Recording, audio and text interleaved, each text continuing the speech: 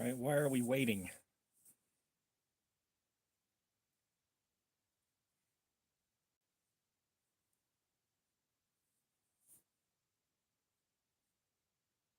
I've gone live, you jackhammer. By jackhammer, I mean ass.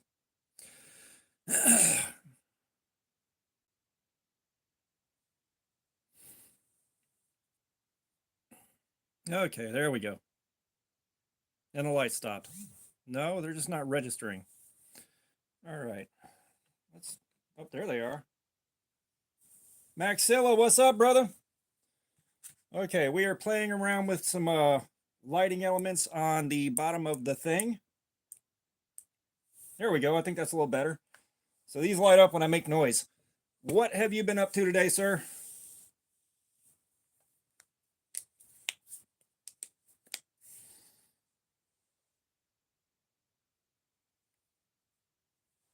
And yeah, we're going to give it a couple of minutes before people to come in before we roll the dice on the knife. We've got some 440 D2 AR RPM 9 and I think Nitro V, but I'm not 100% on that. As a matter of fact, let me look that up while we're at it.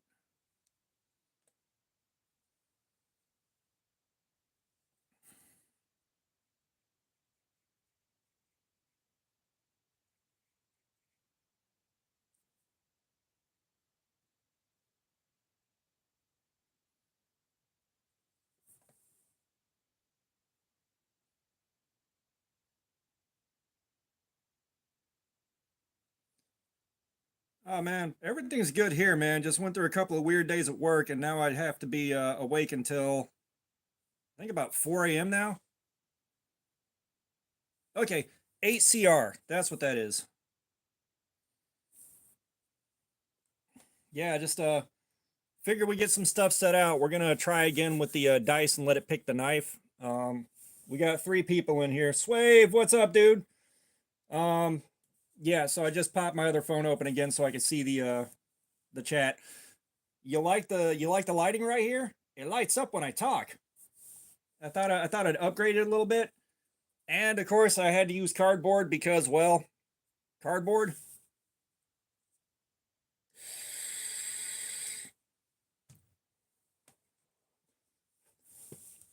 Okay. Are we ready to see what knife the D20 picks?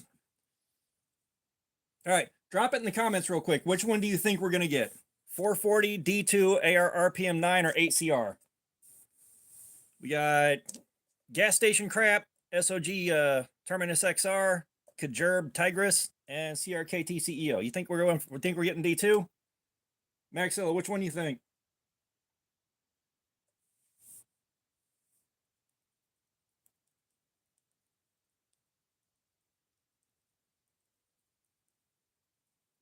Come on, Maxilla, which one do you think is going to be?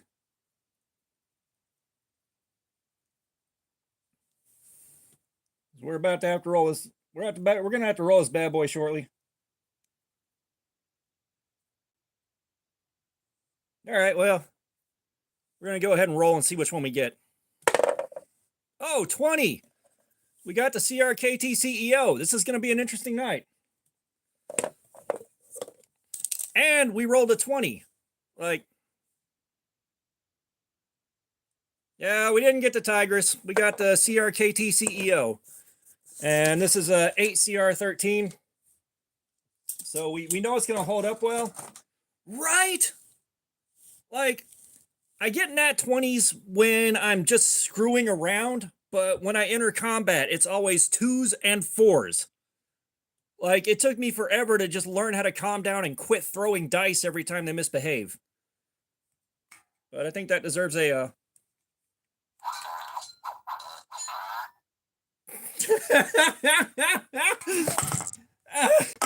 So I just set this up about 20 minutes ago, and that thing getting set off by the farts is the funniest damn thing. No, so I get 2s and 4s, like those are my curse numbers, but I obviously I feel that pain. All right, so let's flick the stud. So this should be interesting. Oh, that cut's so good. Oh, that cut's good.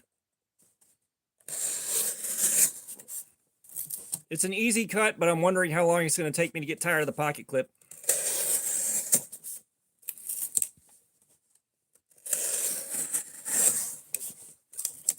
Oh, the ergos on this are tough.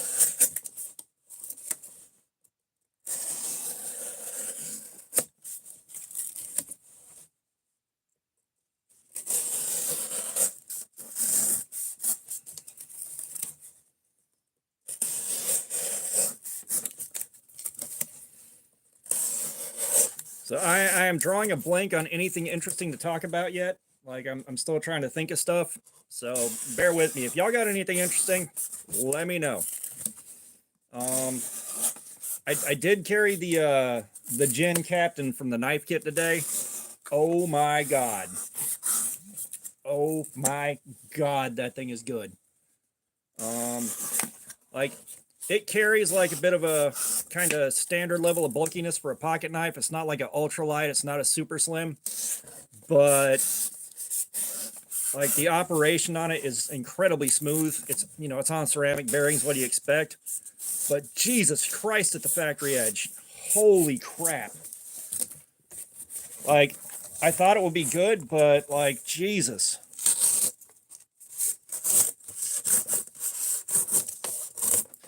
I wish I had the money for that, dude. One of the things you'll run into here is this is a bottom feeding channel.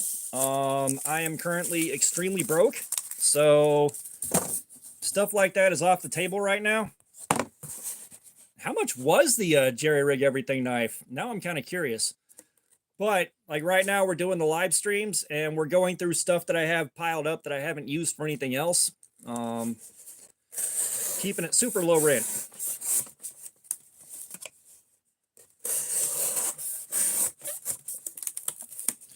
But yeah, I think the factory edge on that Gen might be better than the Cold Steel factory edge.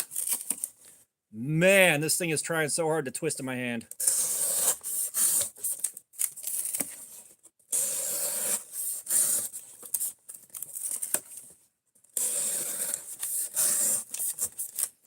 Like, oh no, like you don't have to hoard. I wasn't necessarily hoarding so much, but when I started the channel, I was able to like buy something between cheap and, you know, the $50 to $70 range. And, you know, I could buy that. I could do a week's worth of carry, get some reviews on it. You may have missed out on, Bobby, what's going on, dude? But like, there was a super budget showdown. I bought 10 knives that were 15 bucks or less and put them all up against each other in a head-to-head, which was fun. Hasn't gotten a ton of views yet. But then I did the Temu version where I had like 10 Temu knives that I put head-to-head, which that was an experience. Not gonna lie. But you know, that was 10 weeks of everyday carry on Temu knives. I did use a few cheat days on stuff that came in that was you know, reasonably affordable. You know, like I had stuff that I was waiting on to buy for a while. I had stuff that you know, I found like a good deal on it and picked it up. You know, so like I used some cheat days on that. Villainous Jake! Yeah, if you guys notice, I upgraded my lighting setup and now it lights up when I talk. Let's see if it'll do it again.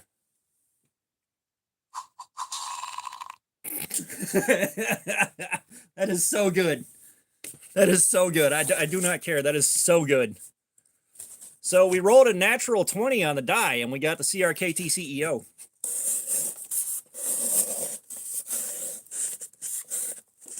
So we got a 8 CR13 on this, so we already know it's going to last a long time. And I failed to do the cut test on paper before we started, but that's okay. We know it's sharp. And this pocket clip's going to have to go. It's got to go.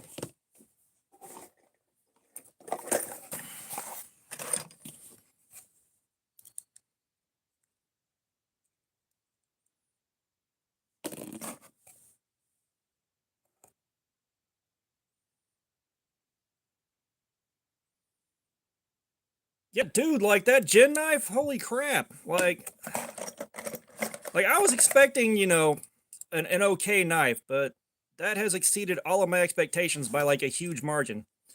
And yeah, I'm taking this pocket clip off because I ain't spending the whole night with that thing trying to force the knife to twist out of my hand. Like, I cannot tell you how hard the knife is turning like this. I've looked at the Amazon Basics knife, and it's got serrations on it. And it's not that I hate serrations, it's just like the kind of work that I do with the knife now, serrations just interfere with it. Like they make it harder to do what I need to do with a knife. Let's see.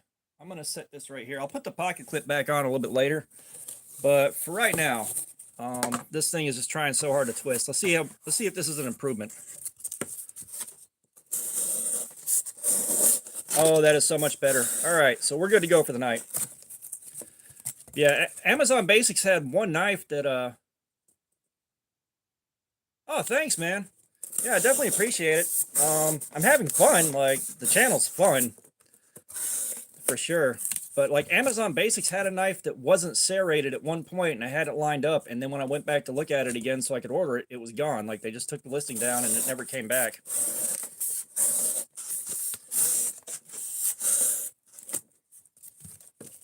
But yeah, I don't know if I have the gumption to like go in there and like, I know how to delete parts. That's not hard.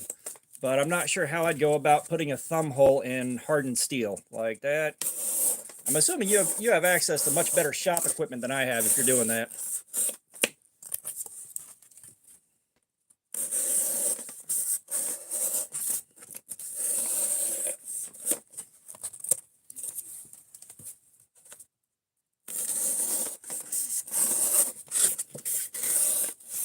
So yeah, we'll keep going through cardboard and check this edge at about 6.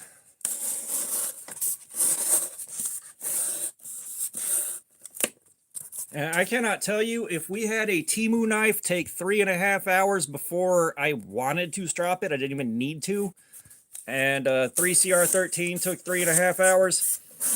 If this thing does not exceed the 3.5 hour mark, I'm going to be highly pissed. I'm going to be quite incensed. Don Bond, what's going on, man? So far, we rolled a natural 20, which gave us the CRKT CEO out of the 4 knives we had set out.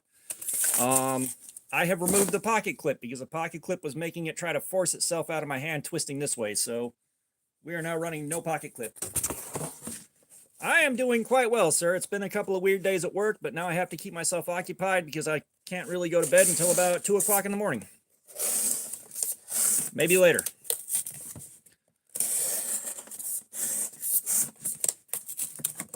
And I'm trying to think of something interesting to get into for conversation, because half the reason we're here is for the chat. And this is 8CR13, so I'm expecting this to last a long time. I've had 3CR go 3.5 hours. I had a Temu knife that went 3.5 hours, and it was still going strong, but I wanted to see what my strop would do to it, so we stropped it a little early. But we're going to keep cutting this until about 6 o'clock, and then we're going to test the edge and then go right back to cutting. I think the last couple times we did this, we started off on movies and it went to knives pretty much immediately.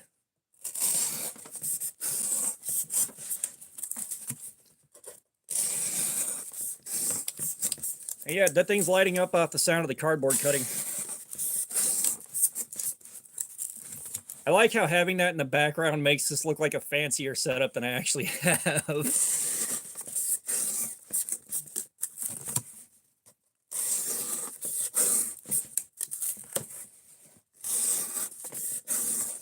That is literally just a cheap sound-activated LED light strip taped down to a piece of cardboard.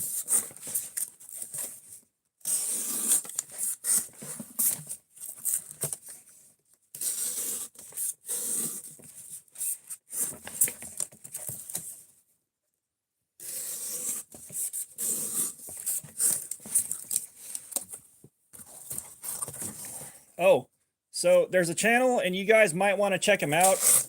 It's a fairly new channel called the Cannoneer. And this kid's got a Canon, and he just kind of tests various things. It's still a small channel, so he responds to Punisher. Ah, dude, we needed the trivia. Bro, we needed your trivia, son of a bitch. So y'all that aren't familiar, the Punisher 2 comes in, and we got the trivia for the night. But yeah, so the Cannoneer, like, still a small channel, so he's able to respond to comments and suggestions. So we actually we got him to test out firing silverware out of his cannon to see if it did the thing like Pirates of the Caribbean. And I'm hoping soon. I suggested that he pack a bunch of spices in between the powder load and the projectile, and see like what that looked like coming out of the cannon, see what it smelled like coming out of the cannon. So I'm hoping that video comes up sometime soon-ish, which I think the last one he responded to, like, that was a couple of weeks awaiting, which is fast for a YouTube channel, but that's also for a smaller YouTube channel. You know, a bigger channel takes a suggestion, or you send them in something to play with, and it might be like 6 months before you actually see it show up.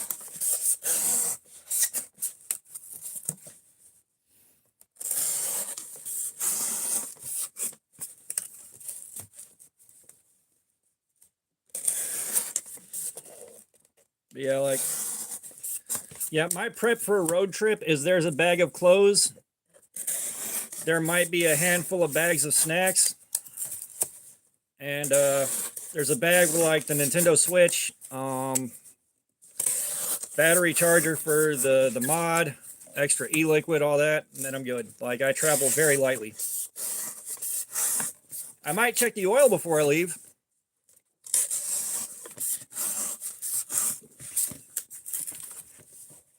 I honestly don't have the appropriate level of mechanical sympathy for many things.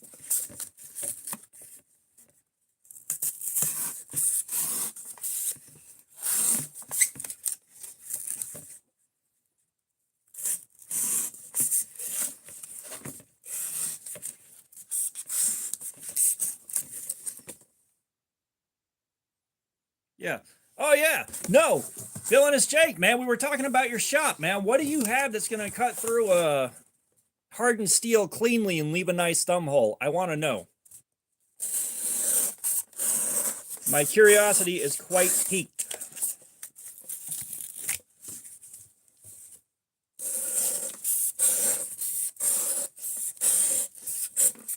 Or are you just going in with a Dremel tool?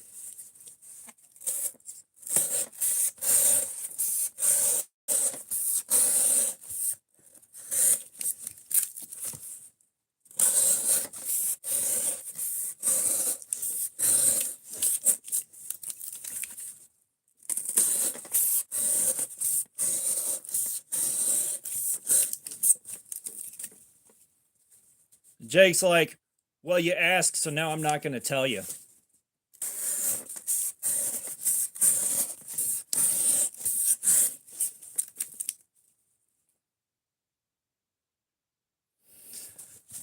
If a cobalt bit doesn't get it, masonry bits will usually get through it. However, you're going to struggle no matter what. I've also used milling bits to get in there and drill out a hardened spot on the tang of a knife that I don't know why it air hardened or what. Like, I couldn't normalize it enough to get that drill bit through.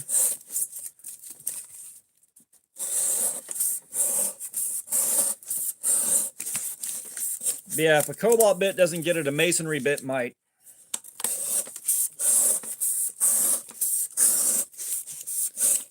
I was thinking maybe you had a mill or something cool there.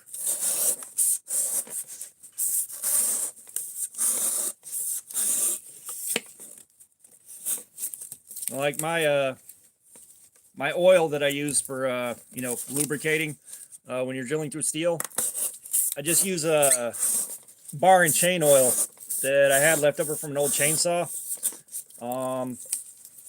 And I added a bunch of vanilla flavoring to it, so it smells sort of a little bit pleasant, maybe. Yeah, I've used masonry bits before, but those tend to end up being like a single-use deal if they bite and start working. Oh man.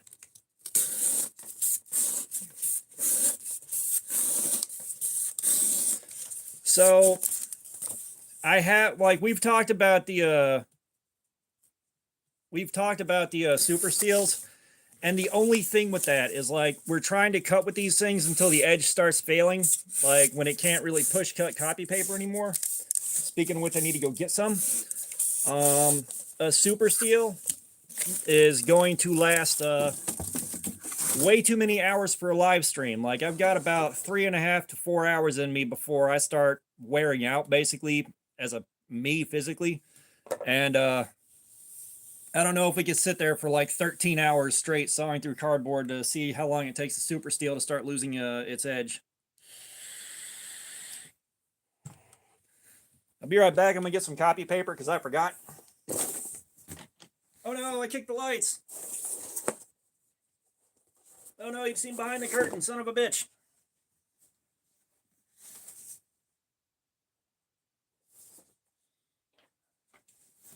Okay, now I got plenty of paper.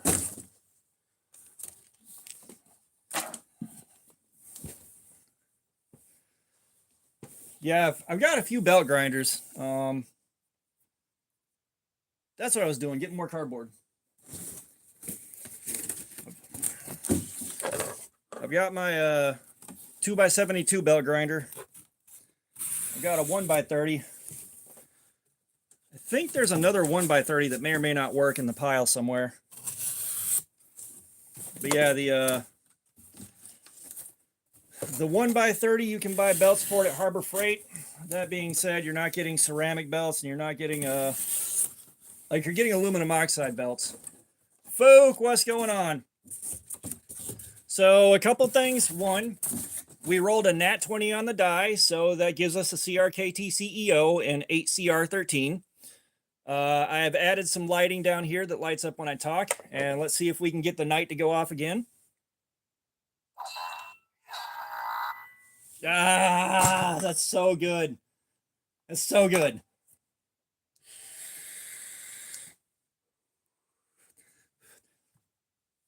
And we are talking about the finer points of Villainous Jake adding a thumb hole to his gem knife kit knife. I also removed the pocket clip from the CEO because it's tipped down and it kept making the knife turn and try to roll out of my hand, and I got tired of that almost instantly.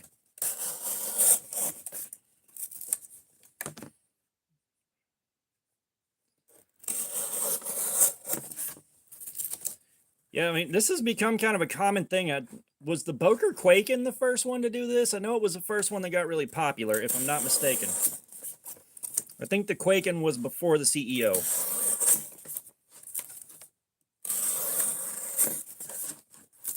It's like there were a lot of knives that looked a lot like this on Temu as well.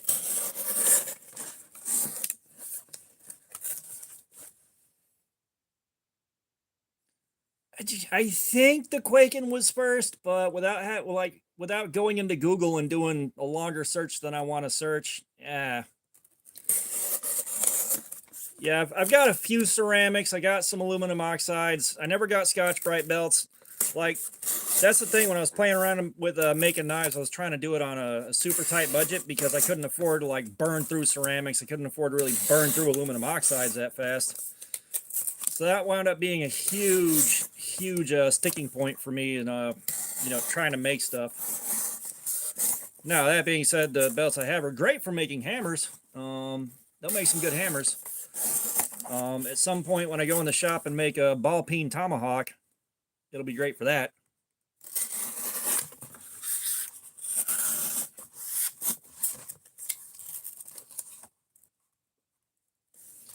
Yeah, like, I'm the same way. I try to avoid buying fakes knowingly.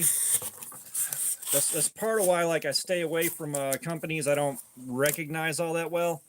You know, like you guys have seen, there's been a few clones that I didn't know I had until it was pointed out. You know, and I'd already had those things for a minute.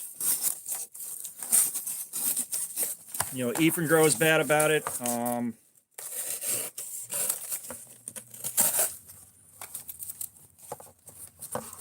Some stock. Yeah, Ganzo, they're also bad about clones. Like, especially like Ephraim Grow and Ganzo, I have no way of knowing what I'm buying is or isn't a clone unless I just happen to see one I'm familiar with. Yeah, foraging is a dark art. Now, that being said, it can be very, very peaceful and relaxing, but it's a dark art. And the fun part of foraging, too, is when you're foraging out a blank, it's just, it looks like hell, it looks like hell, it looks like hell. Oh, it's there. All right, good.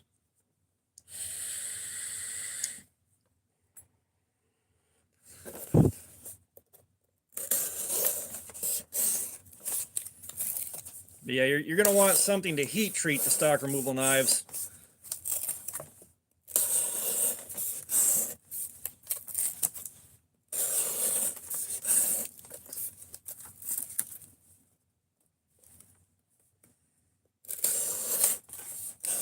Yeah, I mean, you know, counterfeits are obviously like worse than clones, but I kind of lump counterfeits and clones into the same deal. Like, you know, I know there's a difference, but that difference doesn't matter to me.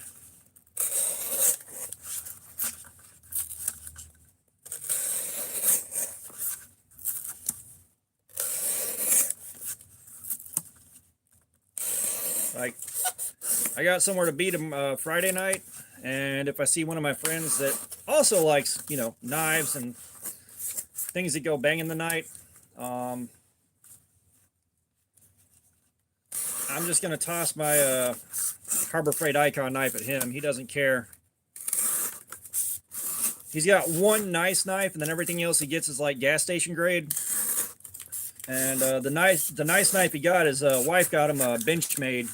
I think it was a Griptilian. I'm not sure. All I know is it was assisted open, which threw me for a loop. Assisted open with an axis lock, which was a little bit weird. But yeah, so he's probably getting that thing.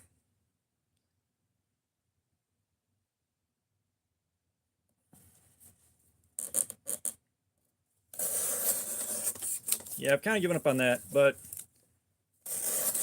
I don't even necessarily want to clone if something's out of production. Like, I get it. You know, it's kind of like emulators. Preservation is preservation. It's just not my thing. But yeah, like I've given up on trying to get my friends to carry knives. But found out my store's the assistant store manager is also into knives, but he's also on the bougie end of things. So like there's a little bit of an overlap in commonality, but not enough. There's a chance that one of my coworkers should be swinging by tonight, and at least popping into the live stream for a few. We'll see if he shows up. Yeah, like, I've kind of got the Benchmade that I want. Like, I wanted the bug out. I've got the bug out. I've got two bug outs. A nice one and a really nice one. I haven't seen a lot else out of Benchmade that I absolutely have to have, especially not at those prices. You know, that Benchmade tax is no joke. But I mean, for me, the bug out's a very nice knife, and it does exactly what it set out to do. You know, I did fall victim to the hype train on that, and again, you know, I've said it many times now that Benchmade 9000 that I found for free at work really sold me on the brand.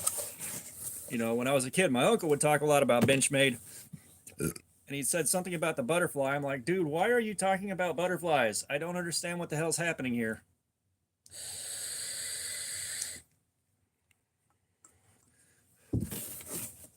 So when I found that Benchmade 9000, of course, I was pumped about it. But again, lack of mechanical sympathy means it didn't survive more than about, I think, 2 years-ish. You motherfucker. You son of a fucking pumpkin fucker. I'm kidding. But I do want to mayhem very badly. If someone wants to send me a free mayhem, I'm all ears.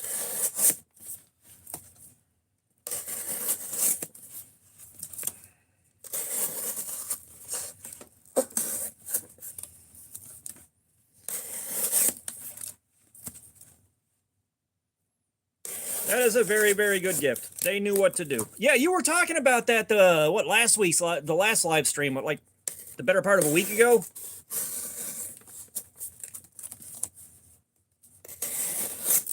The only Gil Hibben I have is a really old one that is apparently worth a few bucks. It was in my uncle's stuff.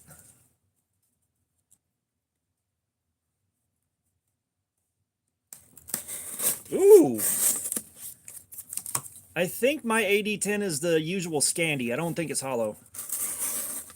I don't know. I would have to like go upstairs, dig through the drawer next to the bed, find it, and bring it down. And I'm not doing that right now. But yeah, I don't think mine's hollow ground. That's pretty cool.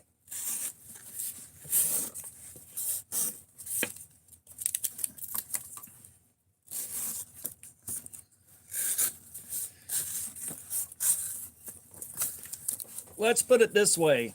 If it hadn't been the day before payday, the 14-minute drive to and the 14-minute drive back from corporate yesterday would have messed me up for the rest of the week on the gas money.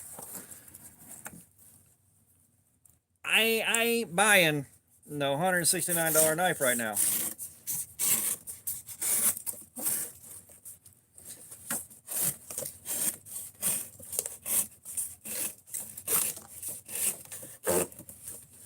Oh, that's very cool. Yeah, that's kind of one of the I don't know how long you guys have been around, but let me go get something that I'm not entirely sure you've seen before that's kind of the same thing from my wife.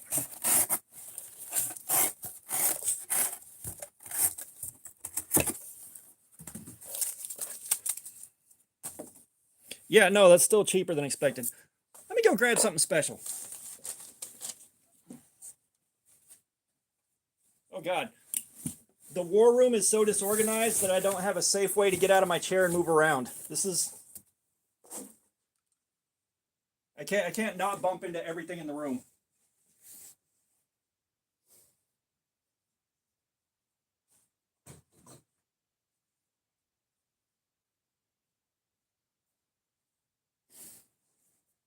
Now, I can guarantee you, I almost stabbed myself in the foot, guys.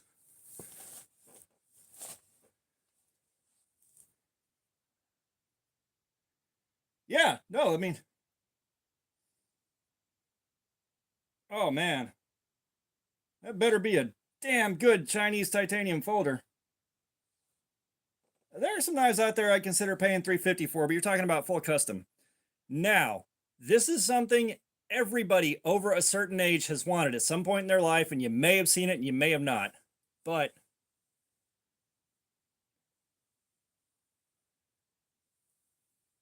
I've got an autographed Rambo knife.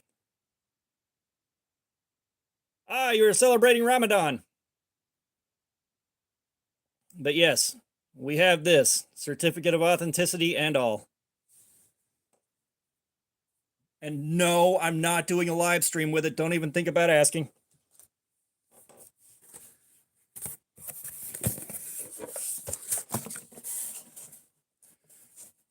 Big E's Knives, what's up, man? So, yeah, that's a real signature. That's an autograph. That's not one of those things that comes out of the factory like that.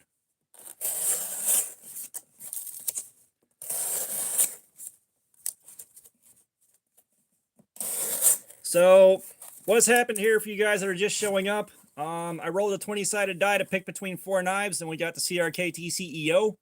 The pocket clip has been removed, and you know, we're going in on this. We've been at it for about 30 minutes now. So in about a half hour, we'll check the edge.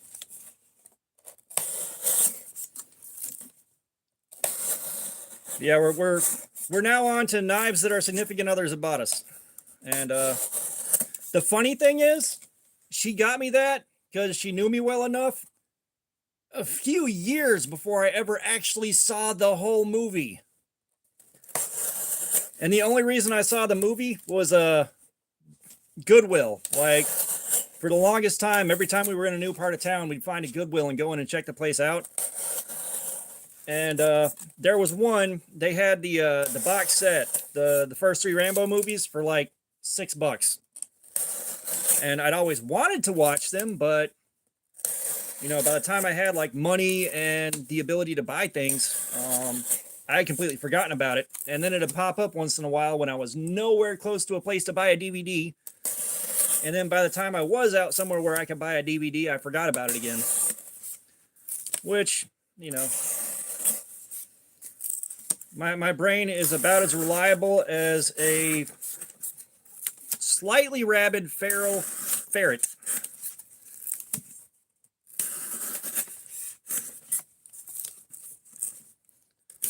Yeah, it's just like yesterday. So yesterday at work, I had to show up at work, stop what I was doing, drive up to the corporate office, take a CPR course, and then drive back to work. While the whole department was burning down, I really didn't want to leave the department hanging like that. But if I didn't go, the store manager could get written up, my manager could get written up, I could get suspended. So there was no not going. I had 2 alarms set on my calendar, 1 alarm set on my phone. Not a damn one of them went off. I just happened to have to look at my calendar for the dates of the week so I could do a fresh forklift inspection form, and saw that it was the 2nd and that I had notifications there. And that's the only reason I actually got out there. Like, I got real lucky on that one.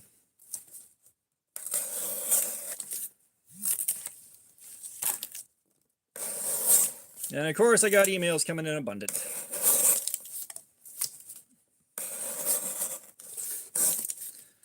Yeah, so the wife also got me that, I'm passionate about not starving to death, sir. Especially, like, if something really bad happens, I no longer have any family that I can rely on to, like, catch me if I fall. That's a long, messed up story. But they're either no longer on this planet or not on speaking terms. And my wife's family is kind of like, I don't mess with their family.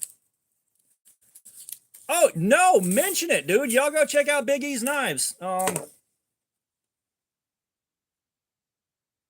be right back, guys.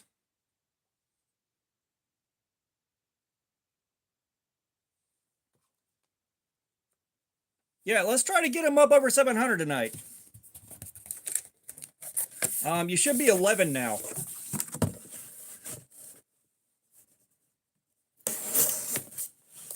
Yeah, I am always happy to help another channel out. Unless you're like doing some real racist, weird shit or something like that, like, I'm happy to help.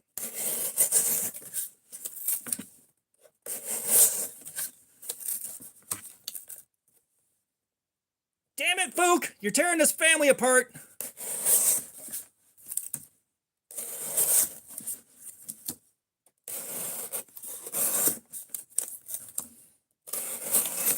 Yeah, dude, just keep on commenting as people come in. Just keep going with the conversation, and we'll try to remember to mention it and try to get you over 700 tonight.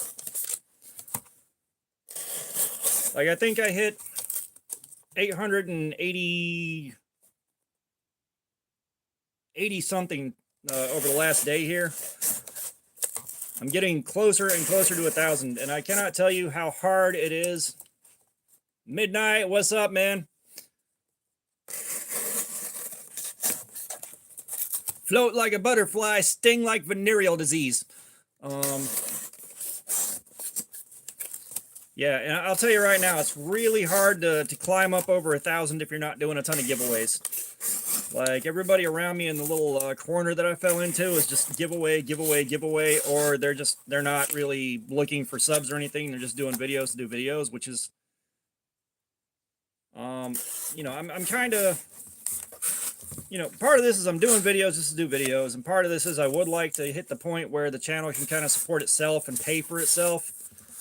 You know, maybe hit the point where I'm like sent stuff to review and check out, although given how rough and slipshod a lot of my reviews are, you know, really off the cuff, and I'm not going into the same specs everybody else is going for and looking for the same things out of a knife everyone else is looking for. You know, that may not happen, but that's okay. like I've future tripped a little bit and thought about things that, you know, are nowhere near close to coming to pass. But it's like, if I started Patreon, what the hell would I do with that? You know, it's like, maybe I can move the live streams over to Patreon, and I don't know if I want to do that, because like, you guys have been showing up for it. Y'all haven't been paying for it. Y'all shouldn't be suddenly expected to have to pay for it. I hate when people do that. Right? I don't want to think about the kind of crowd I'd attract on OnlyFans. I'm going to be honest. But yeah, just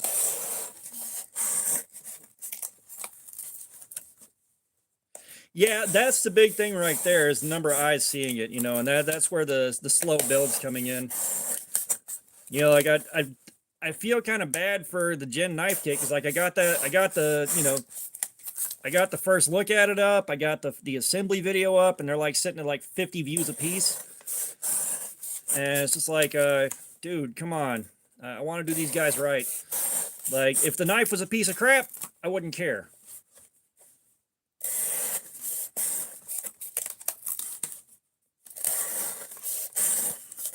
You know, if the knife was a piece of crap, I wouldn't care. But I mean, between you guys and me, honestly, that thing is fucking fantastic. Like, carrying it today, you know, it carried like an average thickness knife. It carried like a knife that's a little bit on the heavy side. But Jesus Christ, at the fucking factory edge, I think that's one of the best factory edges I've ever gotten on anything. Like, it's ridiculous. But no, like, and I can see where people don't really, yeah, no, like, how did they get that many things right for that price, including the drivers, including the lubricating stuff, including the extra packaging, including all that extra stuff that didn't have to be there? Like, how'd they get that much stuff right? You know, it's a hell of a time to be a knife guy. But like, you know, I get it. A lot of people don't really care for supporting on Patreon, because it's just like, you know, I'm just here to watch the videos. I'm not here to, like, you know, pay for a bunch of stuff. I totally get that. I totally understand. I had a couple people I supported on Patreon, just because one of them was a friend of mine, and he was going through a bit of a struggle. And he's one of those guys that won't take, hey, you know, here's $100, man. Don't worry about paying me back. You know, like, I've bought tools from him because, one, I wanted the tools, and I bought them specifically from him because it's like, at one point he had to do something like replace the pump on his well, and, you know, he wasn't about to accept a handout from anybody. So it's like, yeah, I'll buy a $200 tool from you, man. How about that?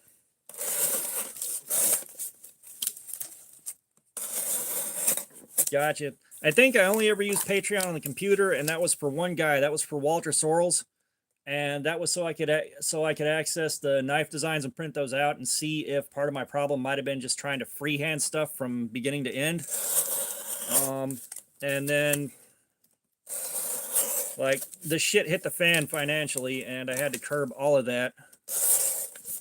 And like, I'm at that shit hitting the fan now again currently. But yeah, like, I went to Patreon on the PC and not the phone. But yeah, like, man, I was so heartbroken for him whenever he went on Forged in Fire and that blade broke on him. Like, I get it, it can happen to anybody at any time for any reason when you're doing that. But God almighty, what bad luck.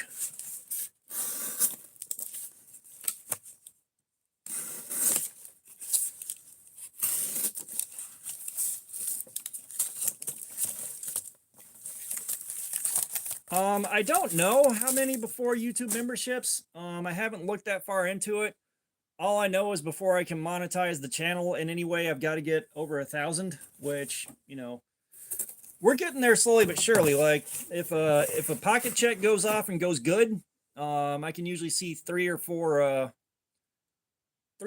maybe 6 subscribers pop up in a day. So we're getting there. But that we'll get there eventually. My 2x72 is the Grizzly 2x72, which if you're trying to make knives, I would say skip that one. Bro, like I only win giveaways on small channels like Tim School of Fish when they first start doing them. That's the only time I win anything. But I've got the Grizzly 2x72, which it's the one I got. It has 1 speed, and it is way too fast for grinding blades. And it's way too fast for grinding without immediately scorching a spot on your tempered finish once you get past around 120 grit. It's part of why I didn't make a whole bunch of knives. The tracking on it sucks. The platen on it sucks. Like, it's good for general work. Like, you can make a hammer on it. Like, yeah, like if you're getting into blacksmithing, the small 2 to 3 pound sledgehammers they sell at Harbor Freight are a great place to start. However, you do want to make a round flat out of it. You want to round one of the faces out and flatten the other one and break the corners down so that you got a tool you can work with. That belt grinder is phenomenal for stuff like that. Absolutely phenomenal. I have made a few of my own hammers from scratch, and I have done the grinding on those with it. It's fantastic for that. But for fine work, like trying to make knives, oh god, it is miserable.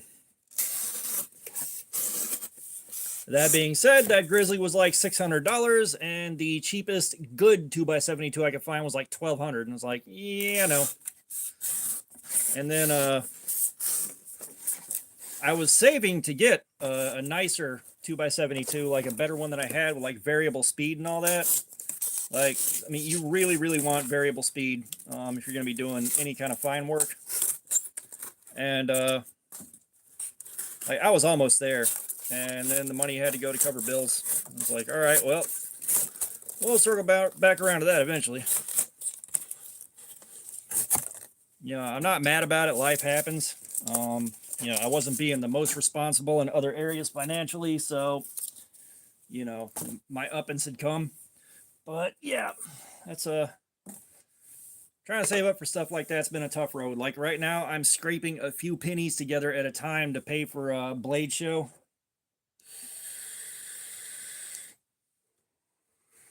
Like I've got enough saved up for the 3-day ticket, but now I got to figure out whether or not I want to do all 3 days or just do 1 day and have a few extra bucks to buy something. I'd love to find Lefty again and see if he has another prototype I can buy. I don't know if I'll get that lucky again, but that you guys have heard me ramble about it a shit ton of times now. That Growler V2, holy shit, that thing's good.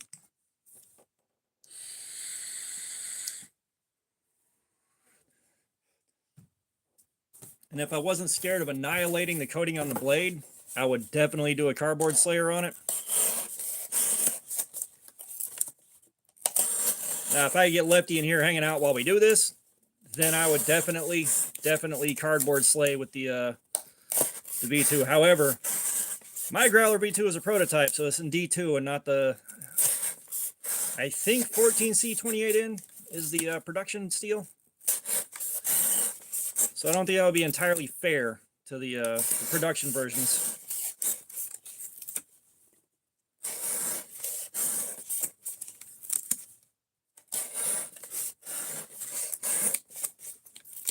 You know, the one thing about hitting that 20 tonight too, like we've done CR series steels.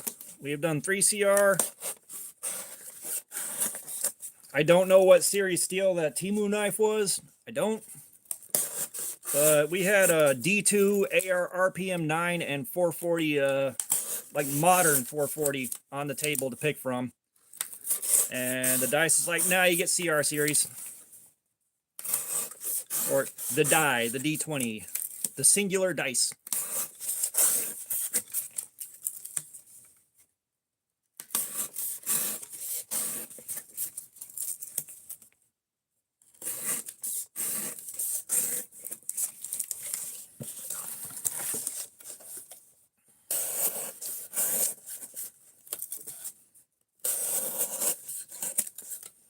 I really wish I would have checked on the copy paper before I started because I'm not entirely sure we even knocked the the finest part of the apex down yet.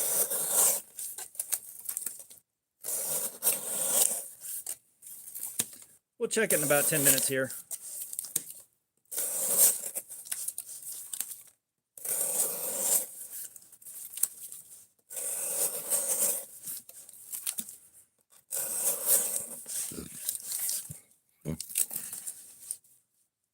Yeah. Now, I'm not sure what everybody at work has been getting sick with. I know I got by it yesterday. So on top of having to go in there and scramble to get ads set up on the ends of the aisles, which is already hard work. I rolled in there, I picked out the hardest one we had in the entire store and got that broken down because that was nothing but bottles of ocean spray packed to the back of the shelf on 4 or 5 shelves. It was a metric fuck ton. And I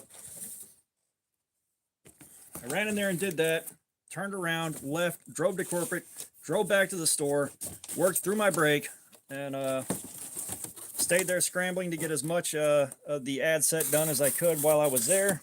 Stayed an hour late, and I woke up with like a 99-degree temperature yesterday. And of course, I couldn't say anything about it because if I said something about it, I would have been forced to go home and not returned until I had at least 24 hours of no fever. So, and my stomach was too messed up to eat yesterday too. So when I say yesterday was a long ass day, I shitteth ye not. And then I had to get up and go in at 2 a.m. today.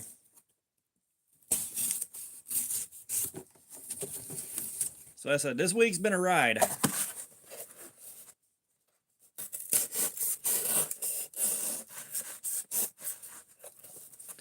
And today we hit the point where things calmed down a little bit. Thankfully, coming in at 2 a.m. meant I was scheduled until 11 a.m. So I was able to get out of there fairly early. And in my infinite wisdom, we had a truck coming in, and frozen is the biggest pain in the ass to unload because when you bring the frozen back to the freezer, there is a 30 fucking degree ramp going into the freezer, and you have got about 20 inches of space to run up before you hit that ramp with the pallet. It is an absolute giant headache, and then you don't have enough room in the freezer to really turn easily, so it's really hard to get them lined up in there. So I saw on the store email that the truck was scheduled for about 11:15. At about 11:04,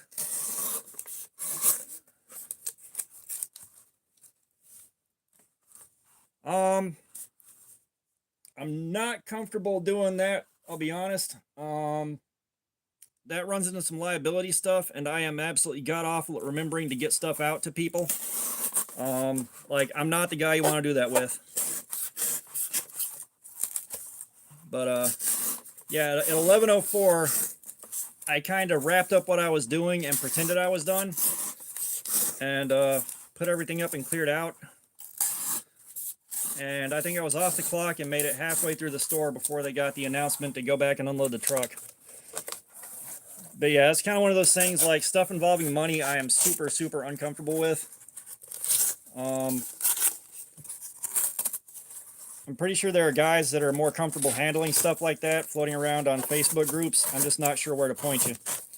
Like, the group full of people that I would trust with that is incredibly exclusive. Like, you either have to have you have to somehow acquire a black steel business card and QR code your way in, or you've got to have a sponsor in the group. And the only way I got in, I've got a friend that every April he spends the month raising money for Make-A-Wish Georgia, and I made a shit ton of lanyard beads for him to sell off.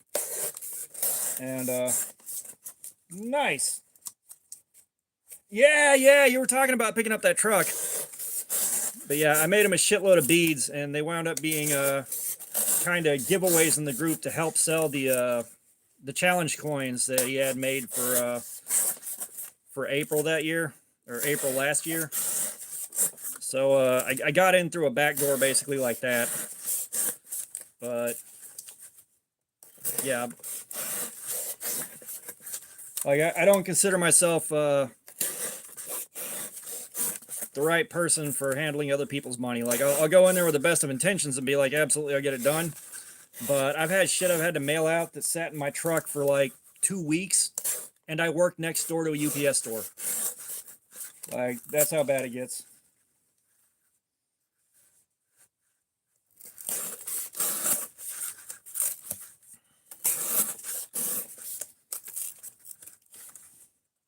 I have no idea what the phrasing was for, but I forgot half of what I just said.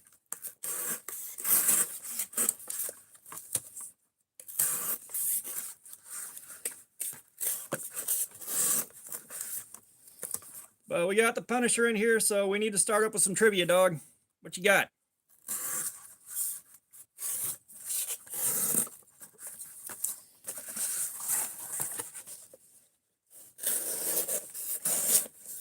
Oh, gotcha. I mean, that's a bit of a reach, Midnight.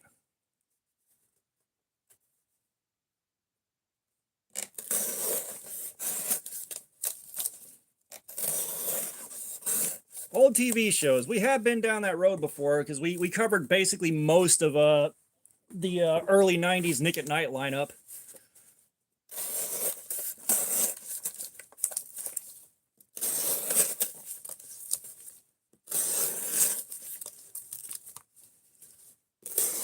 Oh no, that's totally fair. That's totally fair. Like, don't worry, I jump on those every chance I get to. I have to be a lot more reserved at work.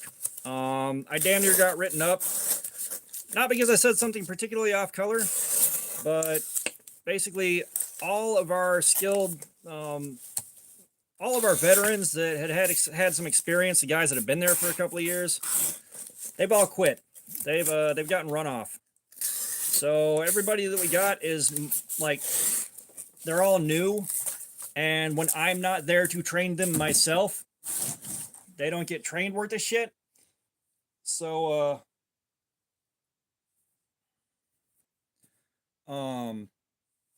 like, one thing you have to do, the empty ad items on the shelf have to be filled every night. Or, like, you're supposed to have the store blocked up by 5 o'clock and your ad filled by 5 o'clock, and you're supposed to fill it before you close the store.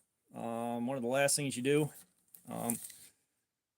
And these guys aren't doing it, so it's up to the team leads to go through and fill everything for them because they're acting like fucking idiots. So, like, I finally had it.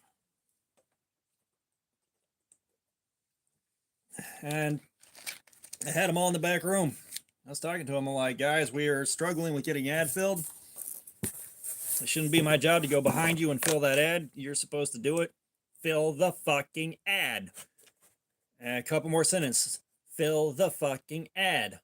And I mean, I went on a tirade. I didn't yell at anyone specifically. It's just kind of letting the group know, fill the fucking ad. We have to fill the fucking ad.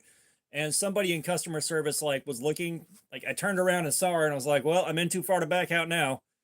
And she had way too much of a smile on her face. That's the I have a vibrator hidden smile. And she snitched, like, as soon as she could.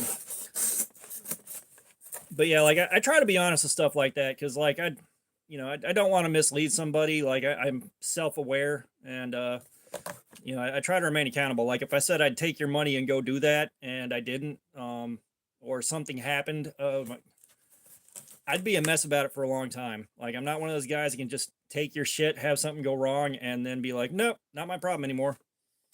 Yeah, dude, Alf. Alf is back and in Pog form. No, I loved that show when I was a kid.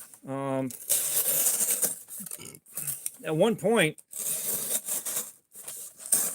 I think I spent like 6 or so, maybe even 3, but a brief period working as a trash collector, riding on the back of the truck. And I stumbled across a pristine Alf figure, like an Alf stuffed animal. I don't know why they were getting rid of it, but I was like, yoink, mine. Nothing was wrong with it. Didn't smell weird, didn't have any problems. It was just there. And I could not tell you what happened to it. I legit don't know. Well, I mean, you gotta think, like, most of the characters in sitcoms like that, especially the central characters, were kind of dickheads. Like, that was the kind of thing that was funny at that point in time. You know, I'm pretty sure most of that humor wouldn't hold up today. Like a lot of things. It's just like, you know, I understand why the humor doesn't hold up. I get it. You know, society changes, culture changes, tastes change. Like, if you're not willing to accept the fact that things are changing, you're in for a hard time. You know, that's just part of the price of being human. And, you know, the thing is, the stuff that's funny and non-offensive today will eventually be considered offensive, most likely, and there's no telling what it's going to be that is considered offensive when we get there. You know, it's the craziest damn thing. All right, let's see where the edge is now.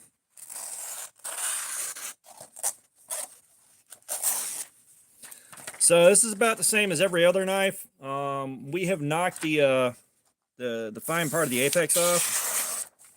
Like, it's still cutting good, but it's not like, you know, cutting water. So we have the same performance we've gotten out of just about everything else so far. We went in with a really fine apex, and that apex is gone, but the edge is still sharp. Yeah, I think I knew that his name was Gordon Shumway at one point, and then completely lost it.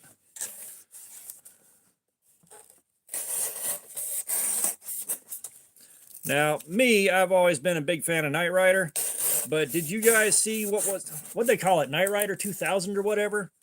Like, motherfucker was driving a Ford Mustang that transformed into a truck.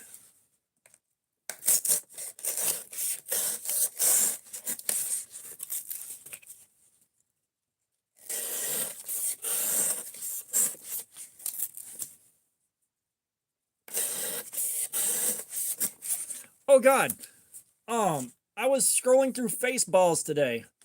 The Highwayman, not familiar with that one. But I was scrolling through Faceballs today, and some random group popped up in the recommended stuff, and it was a picture of Bruce Campbell and the other guy from The Adventures of Briscoe County Jr. I watched the balls off of that.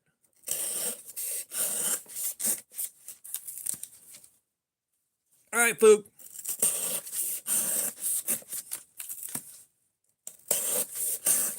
Like, his wife walks in, he's like, no, I'm watching porn, I swear. The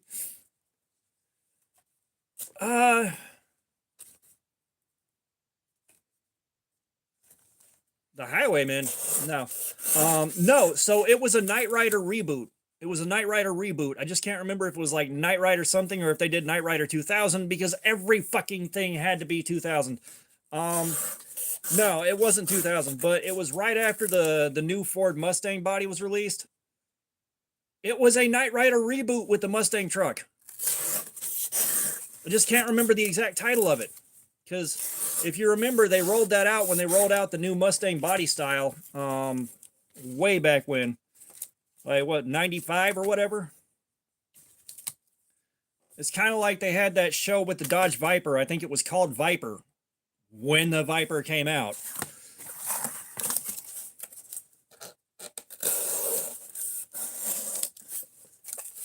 I still don't think the OG Viper is all that pretty. I think it probably, no, because like this would have been way back farther than 2000. Because I remember watching that at the house that I lived in when I was off the end of an active military runway. And that was back in the 90s. So, totally different Knight Rider reboot.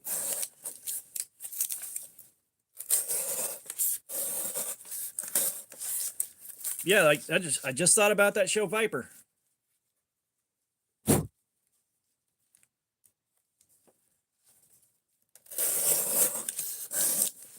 I don't remember watching a ton of Cops, but I do remember watching a ton of Cops. Cops was on often enough that I caught it. Rescue 911 was not on often enough that I caught it. Unsolved Mysteries was not on often enough for me to catch it. trying to remember what else. It was like Rescue 911, Unsolved Mysteries, and Cops was like the holy trinity of you ain't got shit else to watch.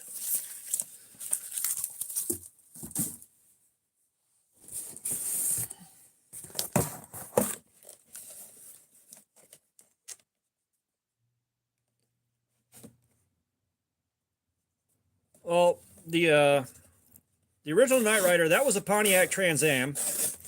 Pontiac no longer exists, so that would already be a hard sell. Oh God, America's Funniest Home Videos. Like, I've gone back and watched some of that stuff not too long ago, and I'm just like, how the hell did we laugh at that? Jesus Christ.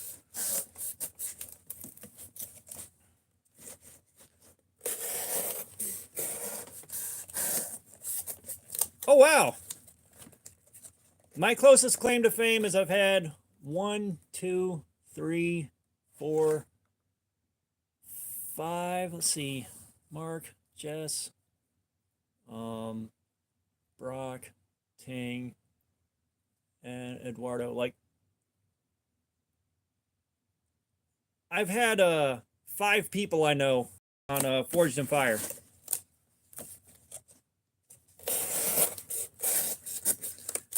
And I've had a resin magnet that I put the good juju on in the background of an episode of Forged in Fire.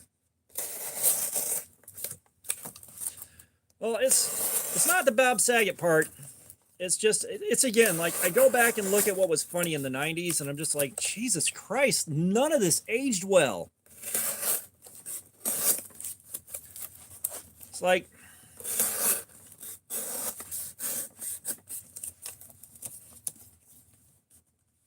oh yeah, the Fuchs just like, I swear I'm watching porn. His wife finds out. Says, no, you're not. Get off that phone.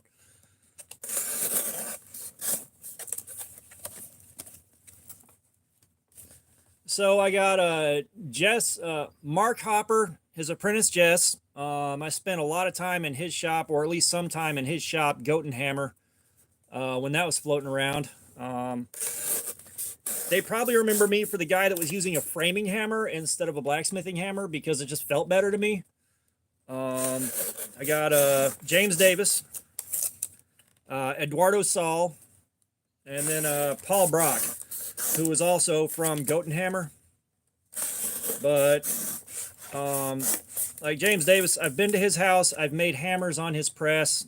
We sat around, and one day we fucked around and tried to make our own ferric chloride. You know, I've had some fun over there.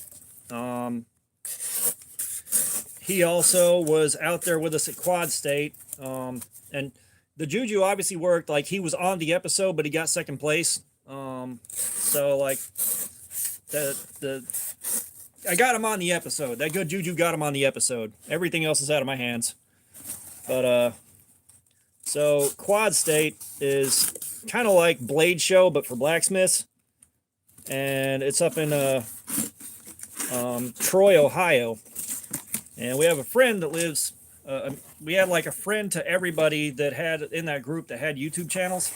That lived about 20 minutes away from the Quad State fairgrounds, or the Troy fairground where the Quad State was. So like, we had you know, we had James Davis and Eduardo Saul there, well before they were on their episodes.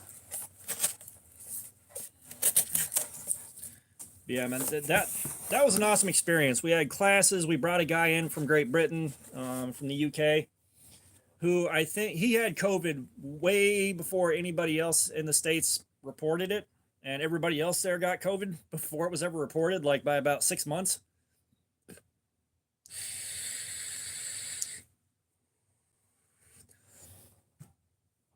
Make of that what you will. James Helm is one of those guys where I kind of wanted to hang out with him because it's like, that guy reeks of someone that plays D&D.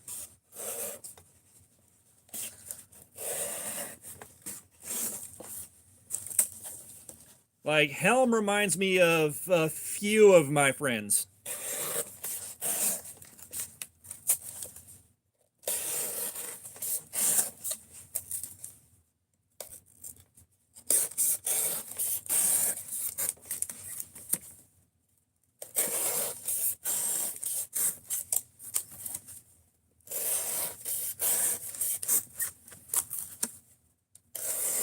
But like literally every asshole in the last, I don't know, 10 years now who started making knives, or at least tried to start making knives, you know, my thought was, I'm going to get decent at this, and I'm also going to try to get on Forged in Fire. Wasn't even going in there to try to win, just wanted to make the appearance. And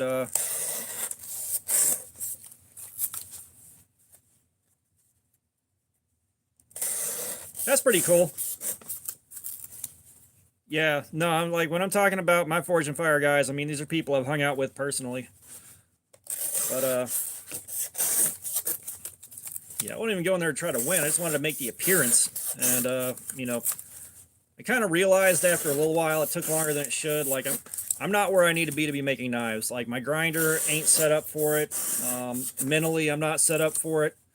You know, and that's one of the things I was complaining about with that Grizzly. The way the platen's set up and the tracking setup, you can't put the edge of the belt right on the edge of the platen reliably. And that means that's part of why I couldn't get a decent plunge on a blade to save my life. It was damn near impossible, except for that one little tiny one, and that's just because, you know, I could fudge it with the thickness of the belt against the platen instead of having to be on the edge of the platen.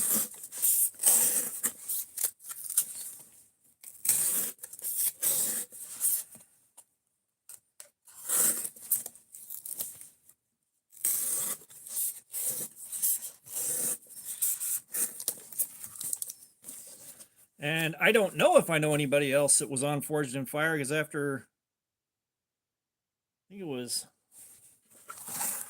season 7, episode 21, I no longer had cable and couldn't watch it anymore.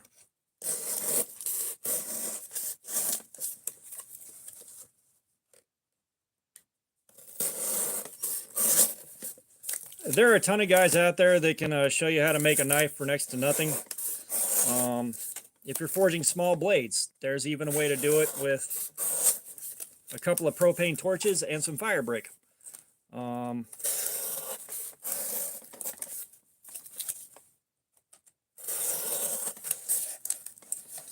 yeah, when I do head back into the shop, I'm going to have a much more realistic set of expectations.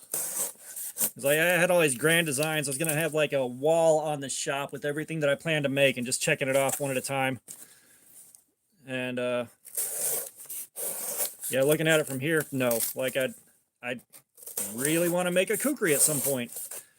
However, mentally, I can't even begin to process how to grind one of those with that funky ass shape. And I also really don't know how to manipulate a chunk of steel that big properly to get where I want to go. No, the best I've done is 91 layers, and that had a big ass VLAN in it.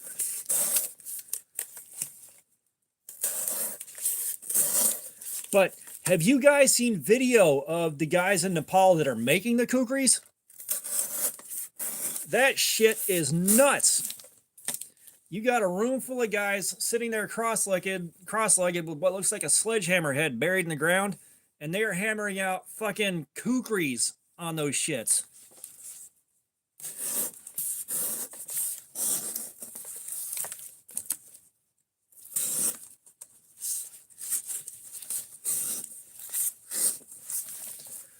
But no, but believe me, like one of the things I was also saving up for was a hydraulic press. Because what was it? Cole something. I can't remember the full name of it. It starts with Cole. But oh wow, that's badass. But Cole Ironworks, I think, something like that. They make a press that is more than adequate for doing Damascus. That's like $5 grand or something like that. Like it's really reasonable. And I believe it runs on 110.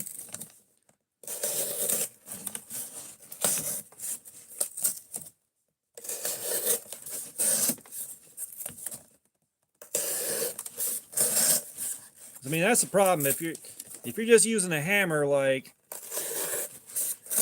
if you're trying to make high layer Damascus, you are in for a long, miserable journey.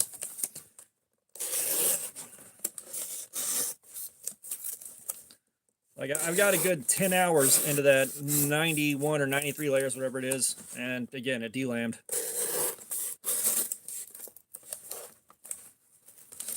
Suffice it to say, it makes me a lot happier that my first attempt at Damascus worked, and the cable Damascus I've made all worked out good.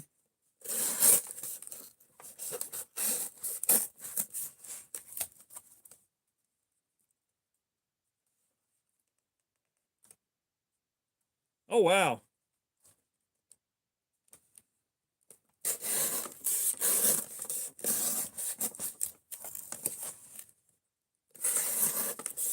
What was funny is up at the Quad State Gathering. So, if you are looking for an absolutely badass forge, Atlas makes some phenomenal shit, especially for its size. Like, you get incredibly efficient usage of your propane. You get incredibly high temperatures out of it, and it's not bigger than you need.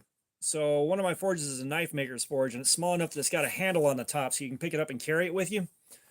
And so I brought that with me. I brought that, and I brought one of my anvils. I've got, well, call it an anvil, but that tiny forge, I pull it out up at Quad State with a whole bunch of far more experienced blacksmiths than I. Everybody was laughing at how cute it was. And I took some dirty, unclean cable, still packed full of grease and dirt. Jammed that son of a bitch in the forge and made Damascus in no time flat with it, and everybody shut the hell up about that one.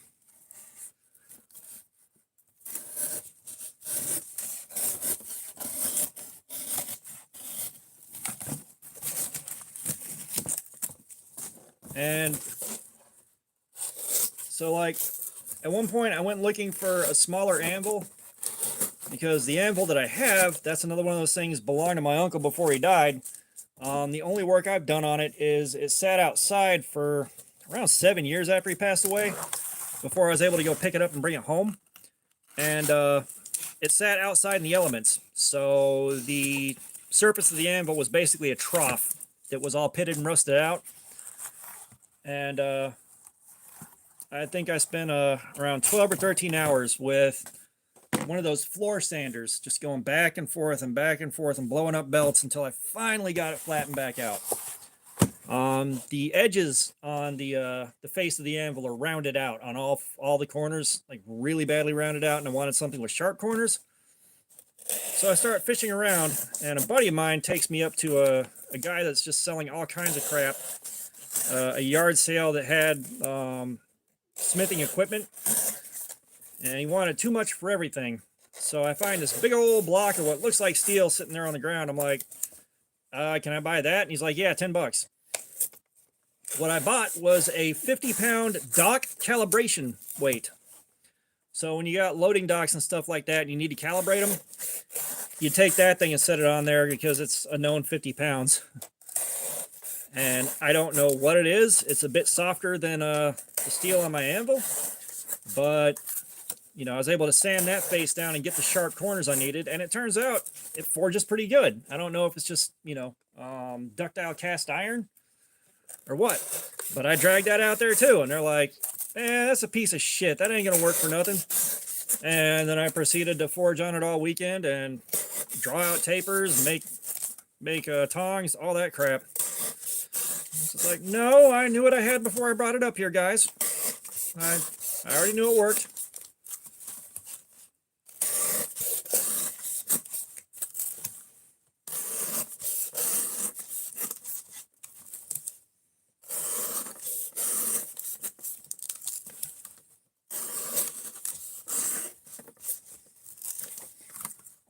And I am not familiar with KHHI. I'm not familiar with Kailash. That's not saying a whole lot, though. There's a ton I'm not familiar with.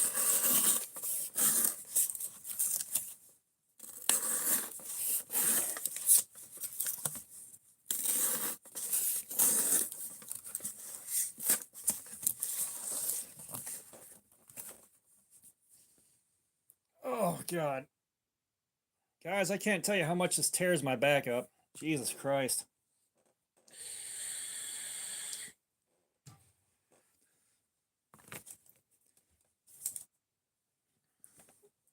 And yeah, this chair has no height adjustment on it, so we're in for the ride.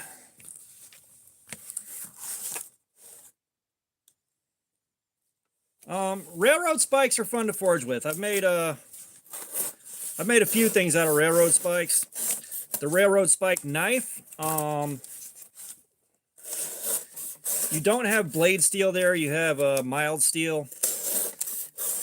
And if you get into it with people online, well, they got ones that say HC and that means high carbon. It's like, that means the faintest fart of extra carbon.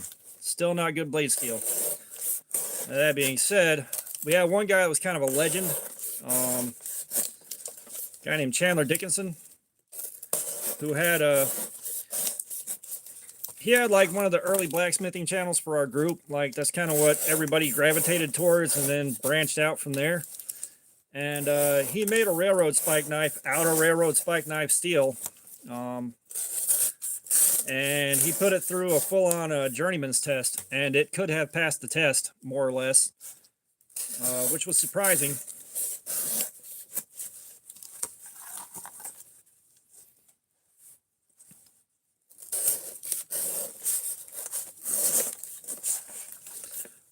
Oh, I'm sure if you put a big old block of steel up in your living room and hammered on it for a few hours, nobody below you would mind at all.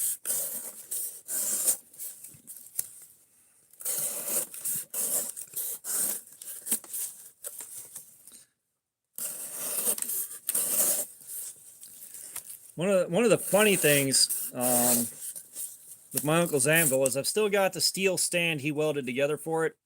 Although I have done one of the worst welding jobs in the history of welding, getting a extra height on it for that dot calibration weight. But he engineered that thing so that it made the anvil as loud as it could possibly make it. I mean, as loud as he can make it. Like you could hear that thing from a quarter mile out. And I have no idea why he intentionally made it that loud. I will never fully understand that. But he did. I am not cutting that piece up.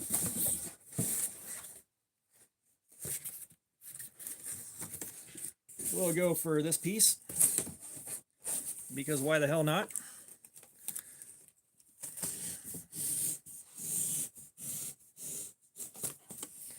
Because I promise you, as soon as we've been on it for close to an hour and a half now. What you've missed is we had some D2, some AR RPM 9, and some modern 440 steel. And this thing, knock off! I rolled a natural 20 on the D20 and it picked out the CEO in 8CR, so we're on another CR series steel. I had to take the pocket clip off because it's tipped down, and as thin as this is, the pocket clip was trying to roll it out of my hand with every single cut. So that's what you missed for the most part. And I also added some lighting down here that lights up when I talk. Let's see if we can get another one. Not that one.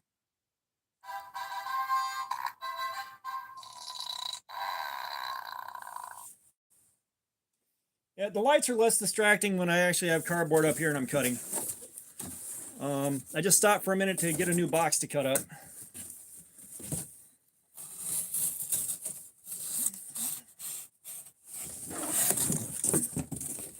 Okay. So, how do I want to do this?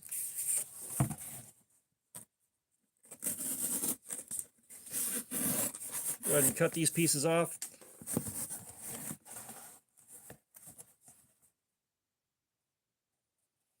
Oh my God, dude.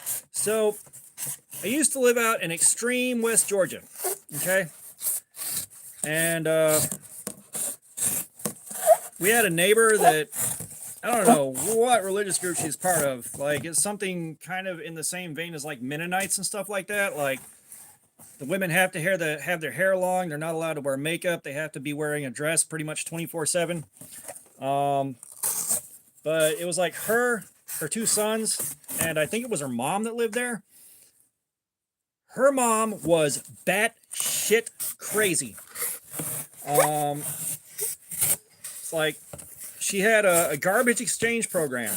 All right, you'd roll your trash can out to the curb on trash day, and you come back and some shit that you never bought before and has never been in your house will be sitting in the bottom of that thing waiting on you. And I shit you not, at one point I roll up there and I grab my trash can. I'm like, what'd she give me today? It was a fucking onion bag in Russian. Like, the fucking label on it was in Russian. I don't know where the hell she got it. Yeah, I don't know if she actually was Mennonite, but it was something in that vein, like some kind of old order weird religion. But yeah, no, like seriously, to this day, like she has earned some rent-free space in my head trying to figure out where the hell she got a bag of onions in Russian.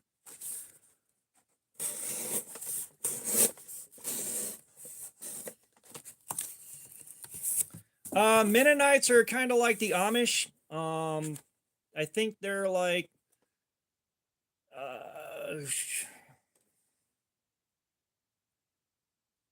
Punisher can explain better than I can, apparently. But there was one day, I get home from work, and my truck had no air conditioning, so I had both the windows all the way down. And she's standing out in the yard, and I catch her at the very start of a beautiful tirade.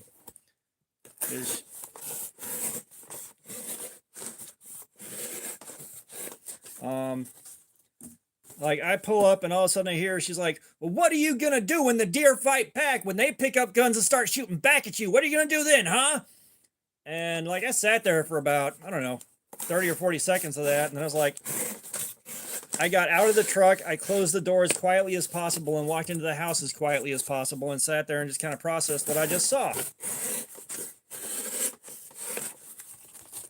I am still at a loss. Again, like she has earned some rent-free space in my head. Like, not many people can say they did that without doing something to me specifically.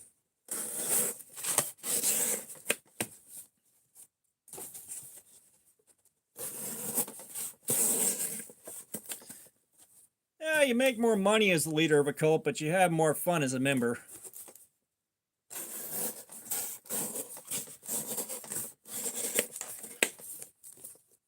Somebody knows what I just said.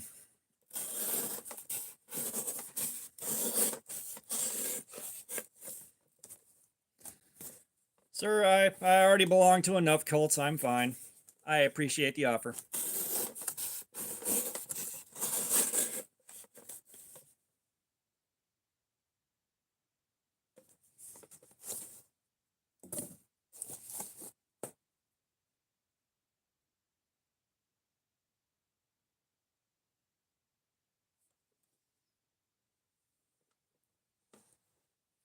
Gotcha.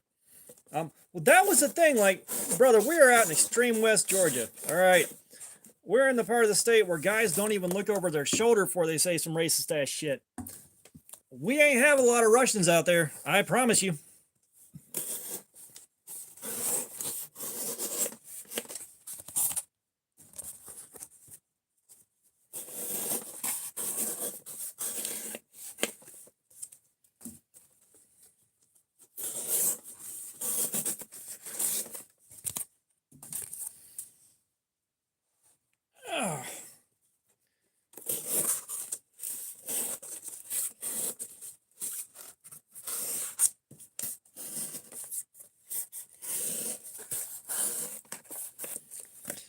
Yeah, see, I mean, that's the whole thing with like the Mennonites, the Amish, and stuff like that. Like, the religious extremism that goes into that is just so confusing, you know?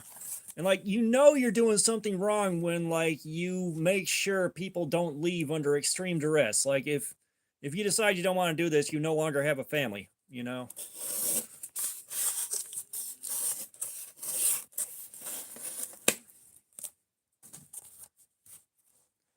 Yeah, man, go for it. Enjoy.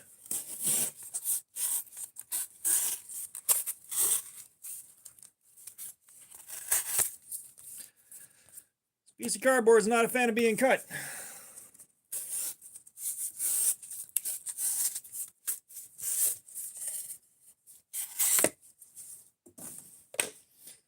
Time for generic Mountain Dew.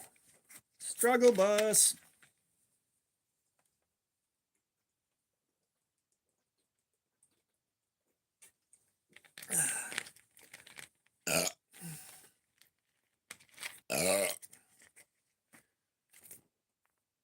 I love the fact that the lights do that when I do that.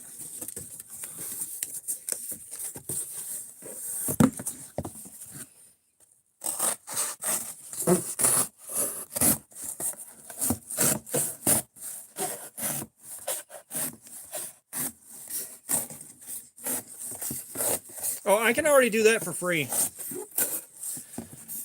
Matter of fact, most douchebags get roasted.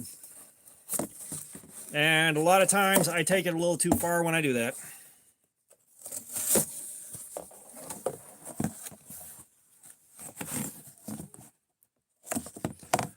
One of my favorite responses is just like, it's okay, he's having a hard day today. He found the lightsaber under his mom's bed and can't figure out why it tastes like shrimp. He's upset.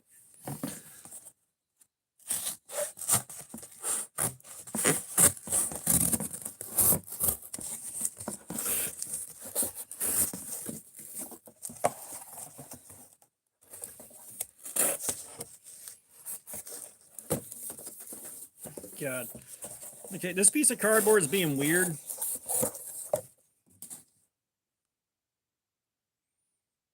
Oh yeah. No, and like a lot of time, like most of the guys that need the roasting aren't there physically, which sucks. However, I will tell you right now, in all honesty, I talk shit up until there's consequences, and then I get real quiet real fast. Not gonna lie. But like the guys at the warehouse have been taking right, the camera did move. The guys at the warehouse have been, you know, I keep asking our drivers to send my regards because they'll drop pallets in the truck that they're either packed so tightly in there we can't get them out, or one or two of our pallets has collapsed. So instead of unloading the truck and getting back to work, we have to restack these pallets or bring every float we've got and try to get this shit put on there. And then you can't put it on the floats organized how you need to. It trickles down into your whole fucking day and ruins it. Now, what I'm assuming is these guys are in too much of a hurry to do their job right because they need to get home and watch their mom's OnlyFans. They're being forced to watch at least 5 hours a day to feed the algorithm, and they have to make at least 2 requests a week to feed the algorithm. That's my operating theory.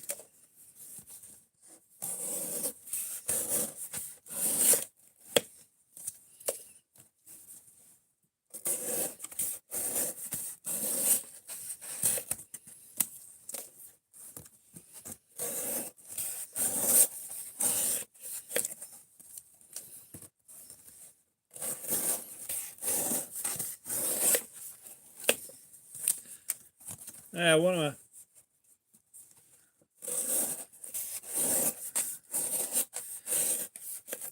Sir, I think you've just added a new layer to that. However, one of my coworkers, he was on the receiving end of that, and he's like, my mom doesn't have an OnlyFans, and I got like another person watching as it's happening. Yeah. He's like, my mom doesn't have an OnlyFans. I looked at the girl standing there, like, he did the research. He's done gone and looked. He knows too much. But yes, sir, you came back in an odd spot. You came back at us discussing me making fun of the warehouse and the fact that I talk shit until there's consequences, and then I get real quiet real fast.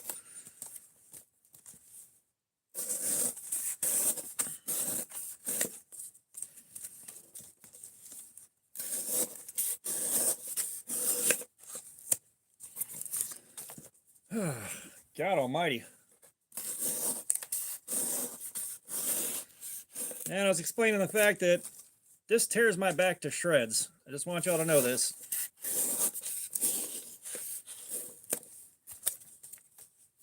Like, my back up in between my shoulder blades is annihilated now.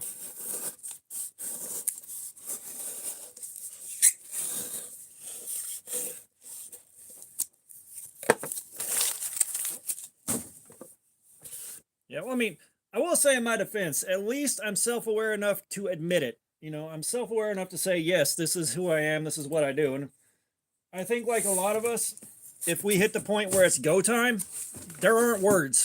There's only violence. And at that point, you push me to the point where I'm throwing away like 14 years of spiritual principles, and I'm going to get every second's worth I can out of it.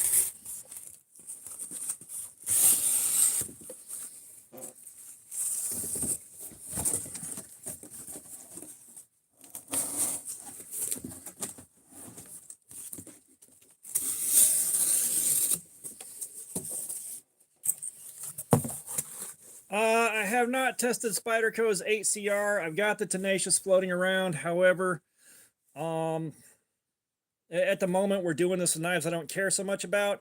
Now, as we get tired of the knives I don't care so much about, and I want to reach for something better, we're going to get there. You know, I'm no longer being timid with this box of knives that I have that, you know, like I got to protect these things. They're all investments of some kind.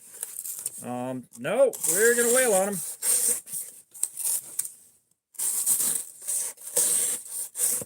Oh, this cardboard does not like being cut.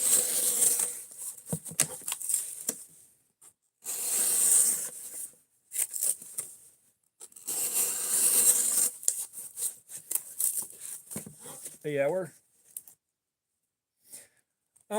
yeah, it's just, again, like, I'm expecting this 8CR to last longer than I do, is the problem. We have had 3CR go for 3.5 hours of this, and it was still going strong. Okay, that's how we had that $6 Temu knife that it basically ate about 4.5 hours of cardboard, and even then it just needed a small strop. Like, I did strop it at the 3 hour and 45 minute mark, and that's just because I wanted to see how much easier it made to cut, but it was still going strong. So the best way to probably compare different 8CRs and stuff like that as we go through this is to check the follow-up video for these, where I kind of report back on how long the edge lasted, what the cutting comfort was, and all that. Because the number of hours the edge lasts is really the metric that we're using for this.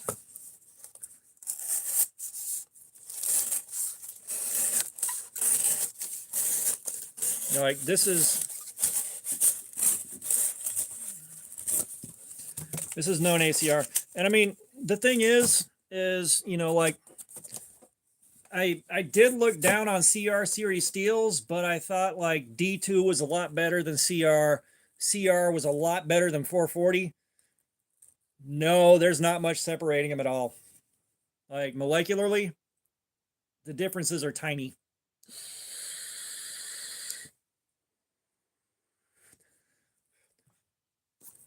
So, like, and that's the other thing that we're kind of learning is, you know, this cheap steel will get you where you want to go unless you're in a real hard use environment.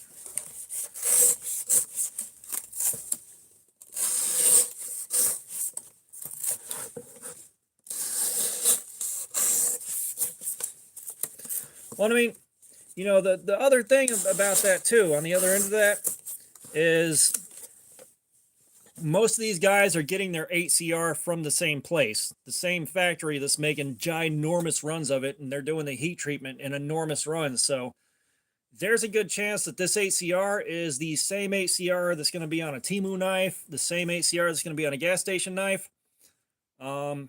You know, there's a really good chance that it's all the same CR from the same factory and the same heat treatment plant.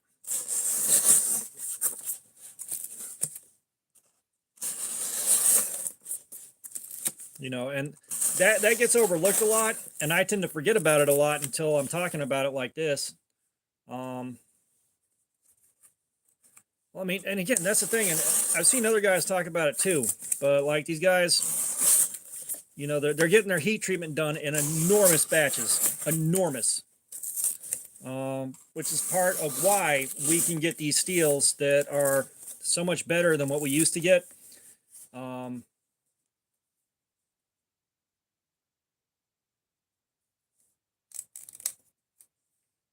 You know, that's the reason we can get these cheap steels that, you know, consistently outperform anything we had available back in like the 90s, say. But no, like, that's the thing. If I'm the price point dictates what I want the blade to be. I am fine with 9CR, 8CR. You know, but if I'm going to wind up with like 7CR or 5CR, either that knife has to be incredibly eye-catching, or it has to be below $20. And even then, below $20, it still has to be kind of eye-catching.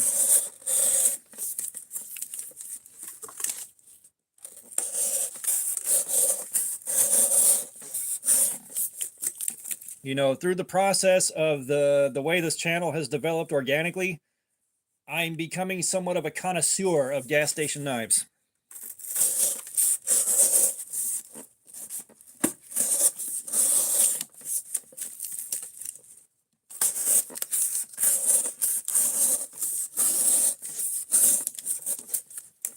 And I will say, like, I've looked in the gas stations that would carry knives potentially, and I haven't seen anyone that has knives in their gas station in I don't know how long. Because I was going to buy one for the channel, just be like, hey, look, I got an actual gas station knife at an actual gas station, and no.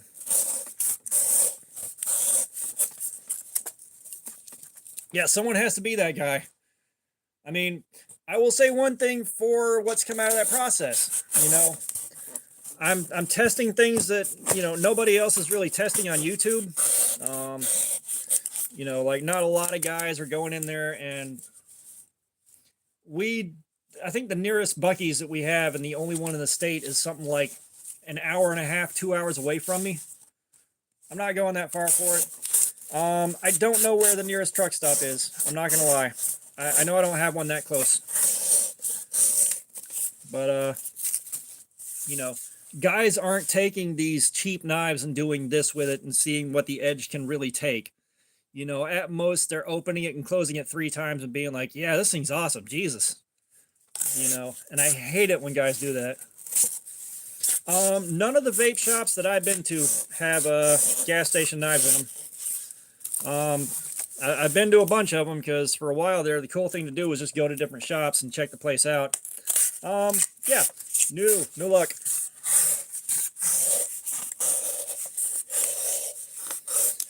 Vape shops that are also head shops, which might be what you're referring to, may be a little bit different.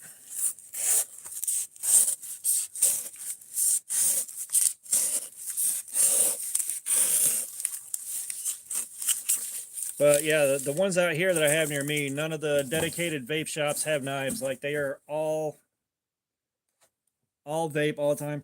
And I think part of it too is these shops have been fighting, and I do mean fighting, to keep the business legitimate. Oh God, bro, I was supposed to go to Smoky Mountain Knife Works a while back. I thought it was gonna be like an hour away from the Tennessee Aquarium, and because like I checked the routes on both of them and it wasn't a giant difference, so I figured we'll go to the aquarium and then go to Smoky Mountain Knife Works. No, it was about 2 hours to Smoky Mountain Knife Works from there, and then it was going to add like an extra hour and a half drive time back home. Yeah, I didn't get to do that, but no. So one thing that we've had, especially in Georgia, was, you know, Georgia's kind of been leading the charge to fight to keep shops in business. I don't know if you're familiar with the legislation that they were trying to pass. It would have just basically unilaterally banned electronic cigarettes.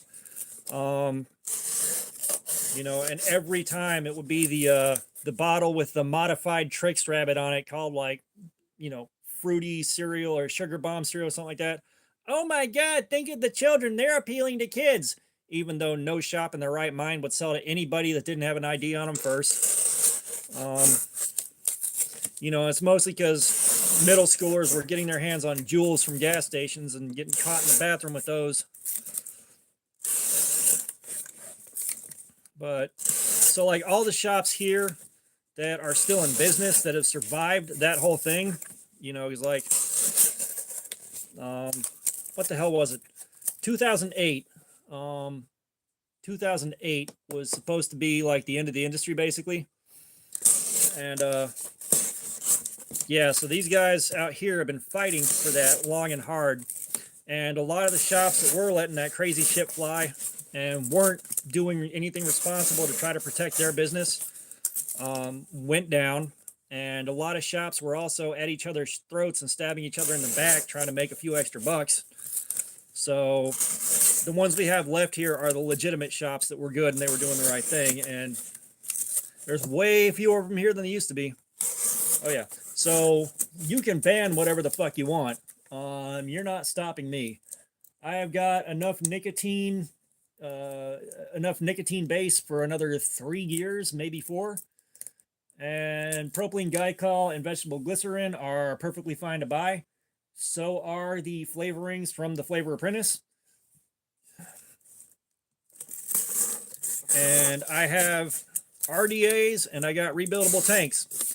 So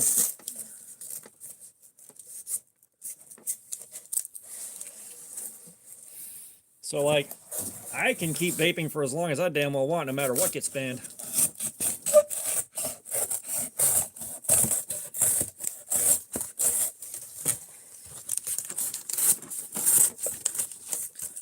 If you catch my drift, the only cigars I really ever got invested in were Swisher Sweets and Optimo Sports.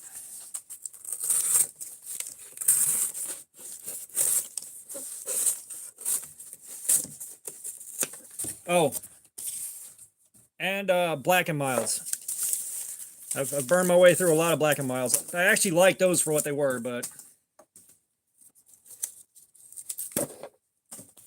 I think I actually used a Swisher Sweet as a cigar twice. It was okay.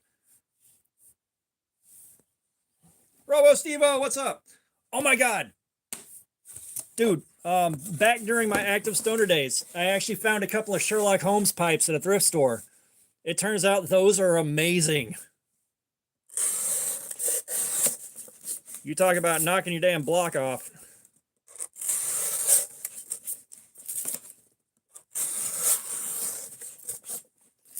But yeah, I don't think I've ever actually tasted what the tobacco inside an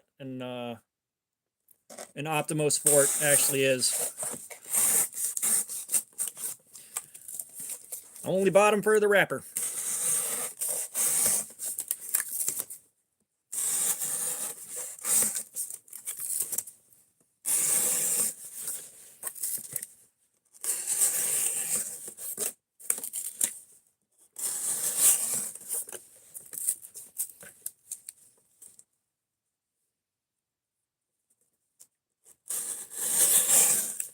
Yeah, I mean, Black and Milds for me, after a good smoke session, were just really nice.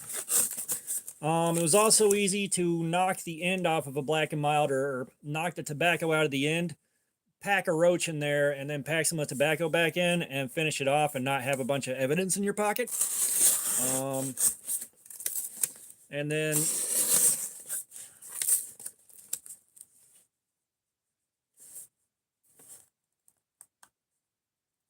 yeah, no, the tobacco probably is trash. And sometimes, you know, just gutting a Black and Mild and taking that tobacco and chopping it up 50-50 with some hippie lettuce was a good time. Like sometimes that was exactly what I wanted.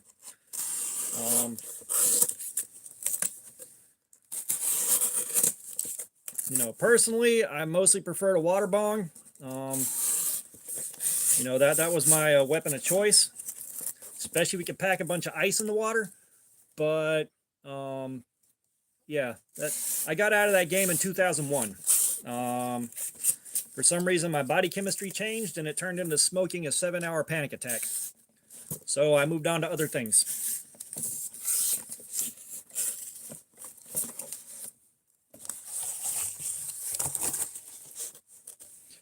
I think I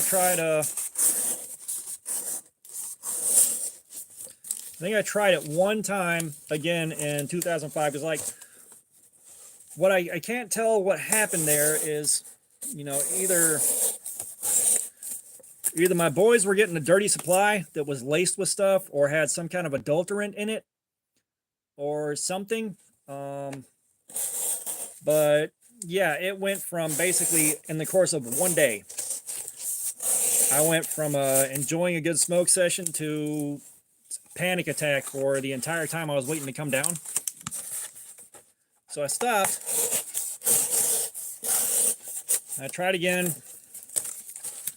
Might have been 07 or 08. I'm not sure. It's been a while. But different friend, different part of the state. Should have been different supply chain. It still wound up being a total panic attack, and I'm not sure why. But you know, I'm not the kind of person that can do that responsibly, so I just can't have it in my life. You know, that's why I don't drink. I don't do anything.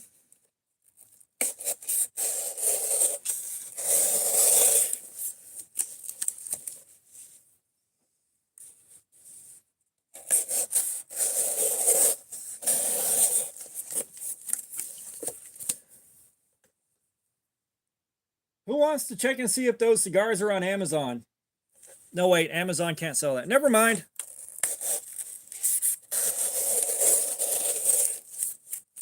So I say that there's probably an online seller somewhere that can still get them.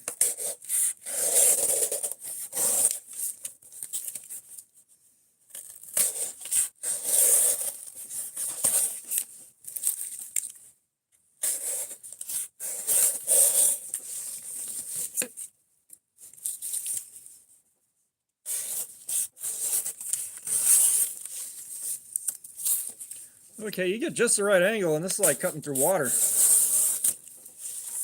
Nice.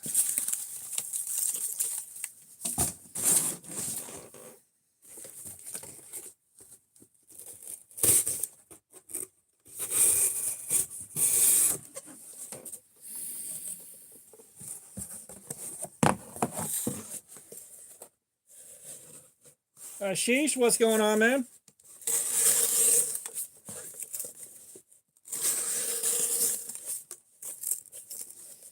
If you're interested in knowing what's happening, we are doing Cardboard Slayer with the CRKT CEO and seeing how long the edge holds up. We're almost 2 hours in, so we're about to check the edge in about 9 more minutes here. And this is 8 CR13 steel.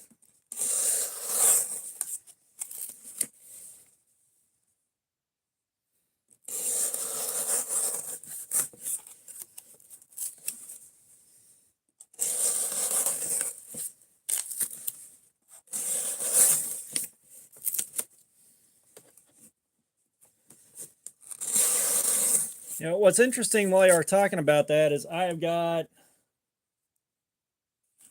the better part of probably 250 bottles of the kind of flavoring they use for making candy. Kind of wonder what that would do, dripped along a cigar and left to dry out.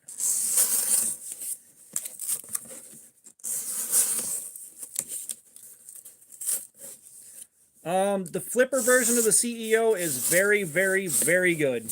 I have made that. Yeah, so I make my own e-liquid for this guy right here. And so I've had to buy a whole lot of it to experiment and get my recipes put together. And so there's some of it that I do use, and some of it's kind of sitting there waiting for a rainy day.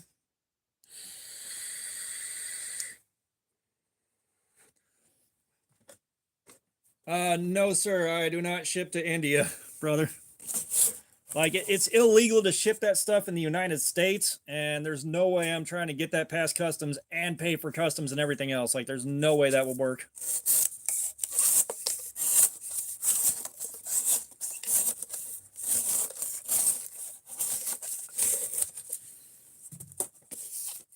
But yeah, I am kind of like, my stoner senses are tingling, because I was like, you know, if I would have had this flavoring back when I was smoking constantly, that could have been a blast.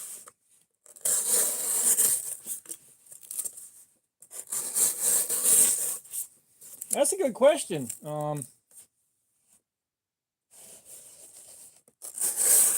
Sir, you do not remember a time when the U.S. was free. This has not been a free country in a long fucking time. It's just how we defined free was a little different.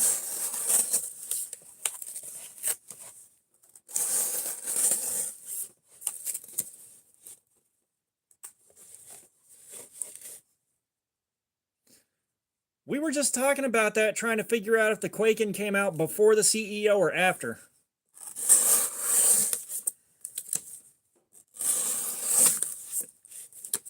But no, like, I went in and I looked at the Boker Quaken, but I was like, that's too expensive right now, and it's always been too expensive right now.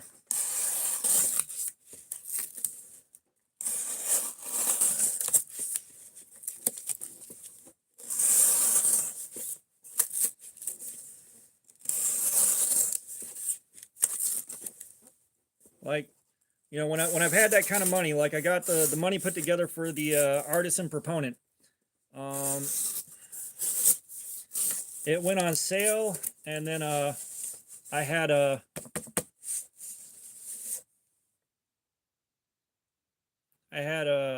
gift card on top of that, which knocked the price down to like 35 bucks. Brother, that depends on what part of California and what part of New York you're going into. That's just like anywhere you go, like a big city. If you go to the expensive part of the big city, you're more than likely to be safe. If you go to the cheap / poor part of a big city, you're screwed. You are royally, royally screwed.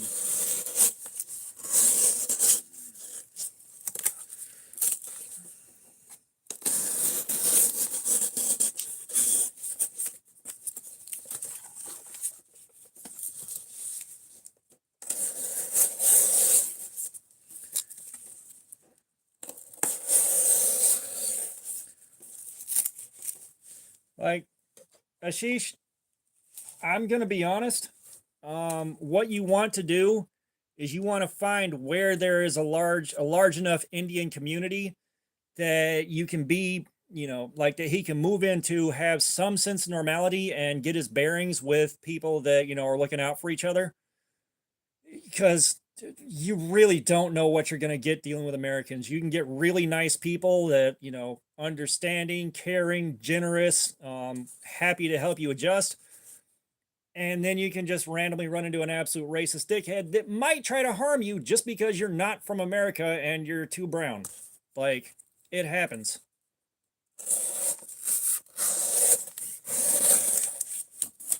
Yeah, it's one of the parts of this country I'm absolutely not proud of.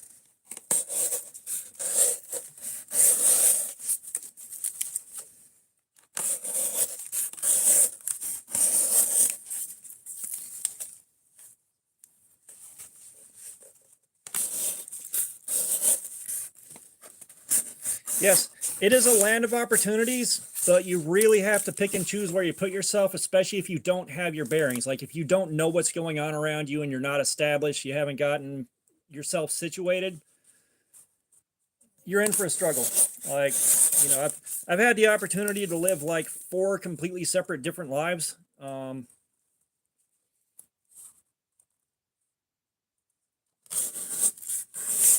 You know, I've had the opportunity here. You know, it's just so knives to suggest for a new guy. The first question when you're suggesting a knife for a new guy is what are you looking to spend? Like how much are you looking to spend, in our case, in US dollars? That's the first question you have to ask with that. So 4 separate lives, like when I say 4 separate lives, I mean like 4 completely radically different lives from each other. So at around 20 to 30 US dollars, there's a shit ton of options. I mean, a shit ton. Trying to think.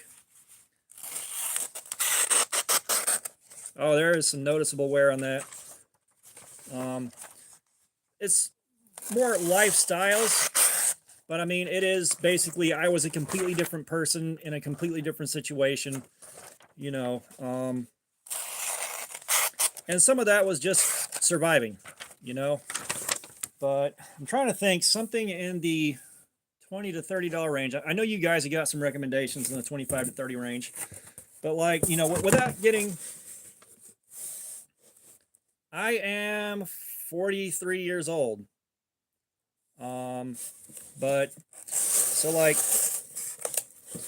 you know, just kind of a brief life story to kind of help make this make sense. Hey, Chris. It was like, you know, when I was like a little kid, mom and dad didn't belong in the same house as each other. Mom was a fucking complete agitator. You know, mom's one of those people, she could rob you at gunpoint and then pistol whip you and break your nose and then walk away feeling like she was the victim. Like, she was one of those people. And my dad was just a laid back person with a very long fuse attached to an atom bomb. You know, he never put his hands on her. She'd just push him until he lost his temper and then, oh my God, I'm a victim. So they divorced, and she married someone that on the second try, incredibly violent, incredibly sadistic, and you know, so like that was a good few years trying to not get killed there. And then I left that situation, and when you have that kind of damage, you don't fit in at school. So, you know, there was a, you know, that was another rough patch.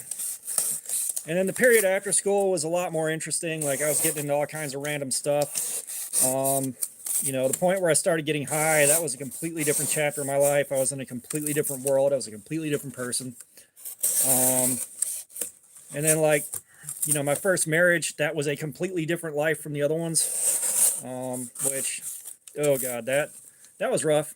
And then, you know, after I got clean and got my stuff for, yeah, you know, after I got clean and got my shit together, you know, I started putting together a better life, and there was a whole lot of work going into that. But I'm at a point now where it's like, I'm happy with my life. I'm happy with myself. I'm happy with who I am. You know, I am mostly at peace with everything. You know, I am reasonably happy a reasonable amount of the time. You know, and I'm, you know, financially struggling right now, but I'm in a job that, you know, as long as things keep going the way they're supposed to, I should be making enough to no longer be in that, you know, financial mess.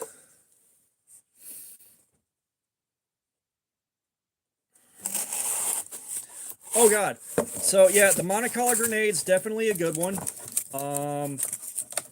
If you can shell out a few extra bucks, the Monocolour Assault Team 1 in titanium, which might be around $35 to $37. That Assault Team 1 is amazing. Well, I definitely appreciate the prayers, man. Like, yeah, everybody's got their struggles. You know, it's not like I'm necessarily looking for anything. Like, I've got my support, I got my people. You know, I'm in a good place. I have built a good life for myself now. You know, but you know, you guys are wondering what I meant when I said, like, I've lived 4 or 5 completely different lives now. Like,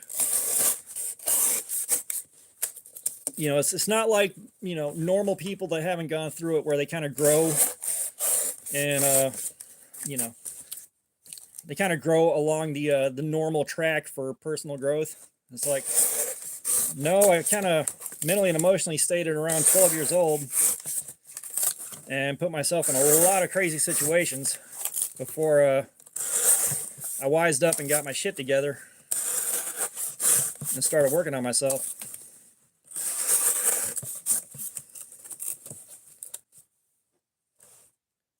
Oh, the family sword. That's cool, man.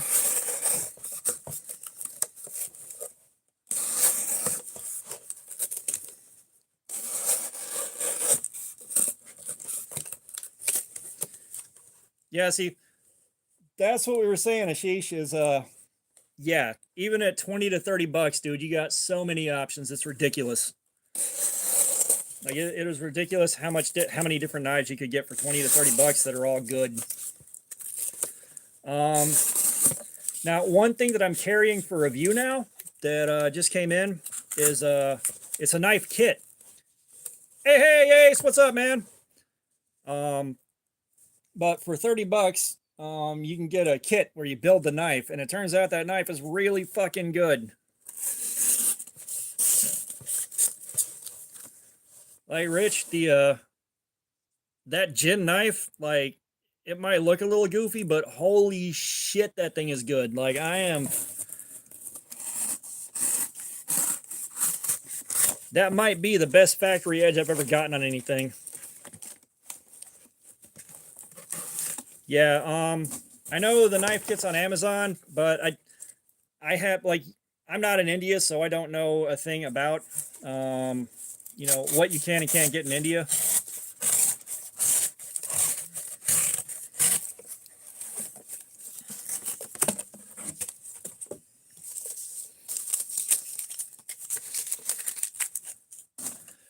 No, so the one I'm holding is a CRKT CEO. This has been out for a long time. It's been really popular for a long time. However, I've got the I've got the better version that was released later. This one is the old version, and it was thrown in the mix. Like I had 4 knives picked out, and I rolled this die right here to see which one we got. You know, we have 1 through 5, 6 through 10, 11 through 15, 15 through 20, or 16 through 20. And this picked out which knife we did tonight.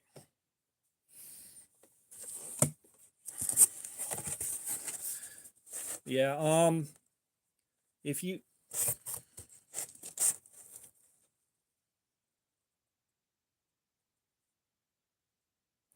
yeah, no, seriously, dude, check out that gin. Like if you check the last video I did on the gin, there's the Amazon link, and my discount code is written there too for $3 off. I put the number in the wrong place when I said it. Yeah, I do believe you were. It's 8CR13, so you're getting the edge retention of 8CR13. That's one of the things we were talking about, is like you get 8CR13, it's probably going to be the same 8CR13 as every other knife made in the same country with that 8CR13.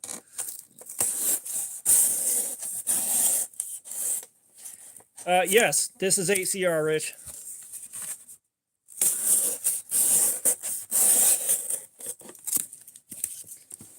And then the Gen knife kit is a D2 steel, which as soon as I get through oh god, dude, there's like, I'm still learning stuff. I knew next to nothing when I started the channel. I just thought I knew stuff, and I just thought I knew stuff until fairly recently. Like, I'm learning so much so fast. Sergio, what's up, man? But yeah, as soon as I get through a week of carrying that gin knife, we are doing Cardboard Slayer on it, and I'm clearing extra time and getting myself set up to be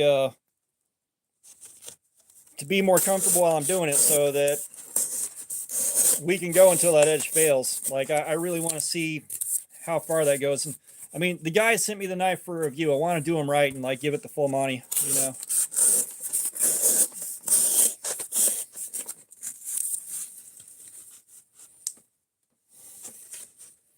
Oh man, happy to have you here, Ashish.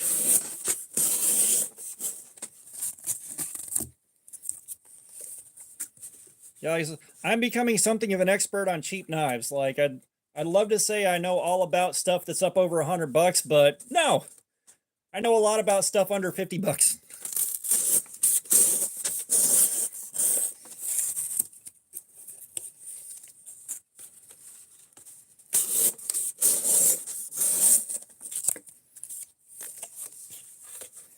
Yeah, that's the thing, is like in the knife community, either we're helping each other or we're fighting. Like, if you're in Facebook, unless you're on the right Facebook group, you guys are just fighting nonstop.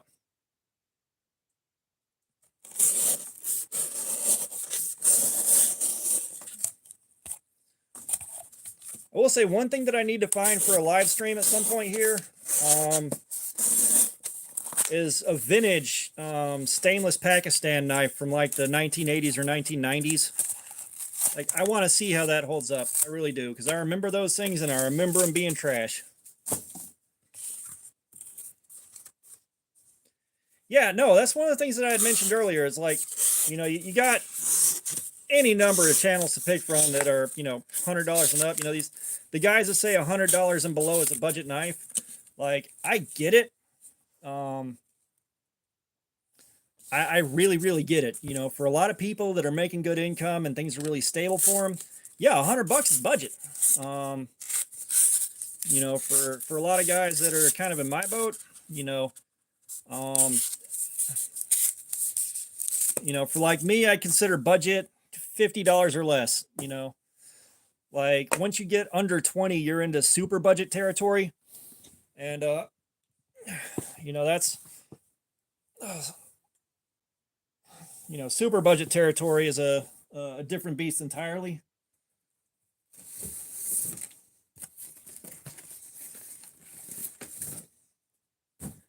Okay, so yeah, like $35 is like a good healthy budget range, you know. Like you know, I think for a lot of us, you know, like $35 is kind of where it's at.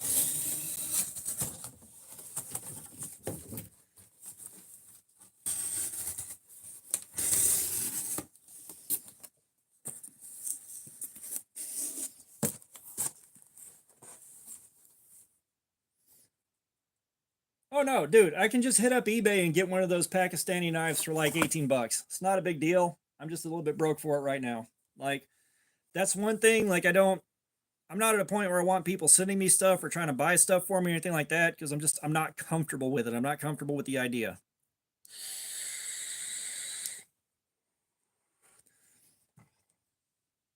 You know, Rich, I've won some giveaways and I've traded for a knife or two. Tim, I won giveaways. Jen, they sent it to me for review, but they're a company, not a person. And we're cutting this piece sideways to see what it do.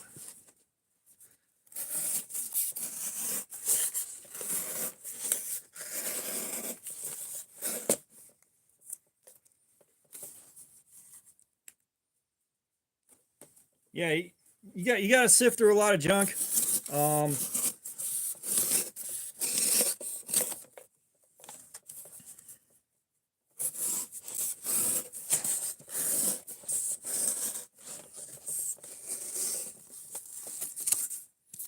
You know, and it's again, I don't know what you have access to in your part of the world, but on Amazon in America, we have a $15 knife that is sold by Duratech Tools.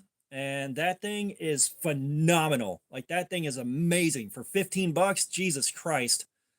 You've got that. You've got the Crescent CPK 350. 12 bucks. Those are both phenomenal knives.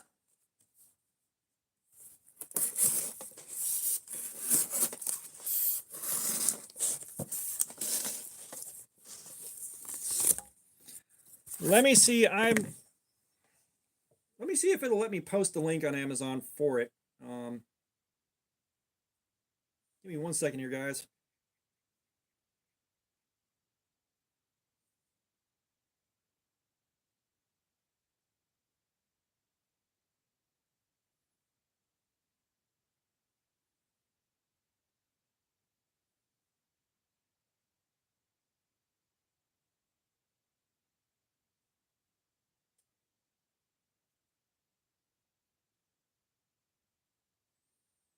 All right, let's see if it'll let me post an Amazon link.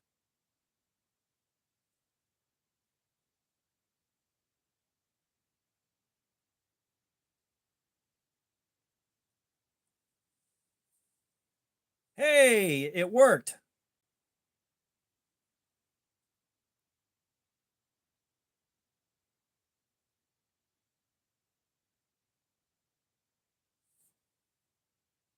What the hell? No. Okay, I'm back. Yeah, so I did a series. All right. It was 10 weeks of carrying $15 or less knives. And that one took first place. Believe it or not, I am watching on a separate phone on my old channel so I can keep an eye on comments and everything.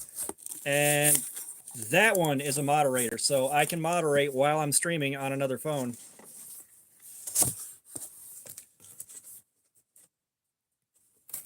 Believe me, I'm my own moderator. Like I've got a whole second phone with moderator rights set up.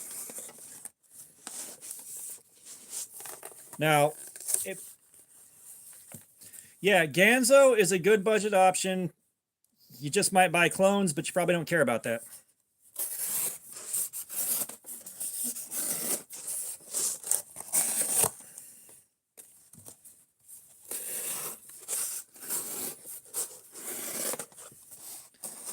Yeah, Sativian. Just don't buy the ST-155. God damn, that thing sucks.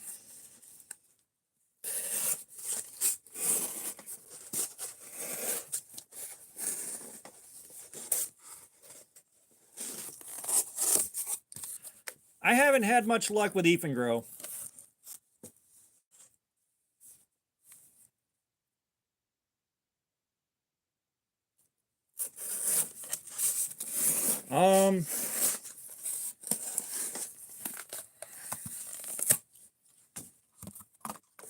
The heap of, I can't get the heap of cardboard on camera without moving everything, dude.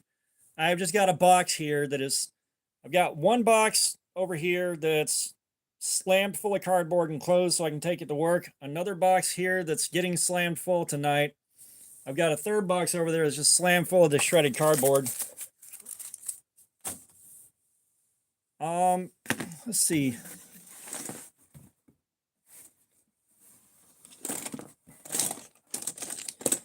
Yeah, like I've got this Grow here.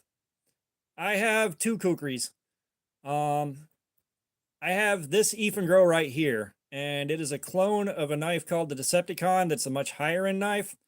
However, not a single edge on the back of the blade or in the thumb hole anywhere has been broken down. So if you try to use a thumb hole, it starts tearing skin off of your thumb while you use it. This right here, the flipper tab, also has edges that aren't broken down. They're like hard 90 degrees. So yeah. Oh man, that sounds like fun, Knockout. Yeah, so the other Grow I have is just, it's put together well, but it's not designed well. Let's see.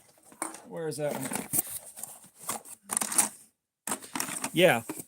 So that is just a very thick piece of steel for a knife like this. Let me go grab the kukris real quick. I'll be right back.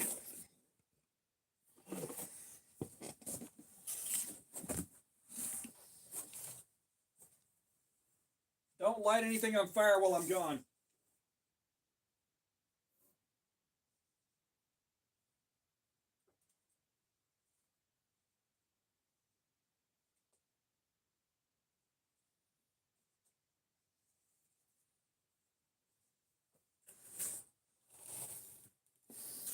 Okay. How much stuff can I avoid bumping into? Hey, I didn't bump into anything that time. I don't know. I don't know what the model on that thing is, but so I've got this kukri here, which is either from Nepal or someone did a really good job copying the Nepal design. But so I got this one right here. It's made like an original from Nepal, but I don't know where it came from actually. And then of course it's got this very traditional sheath with it too. But the other one, this bad boy right here, this is a Bushmaster from, see if it'll zoom in.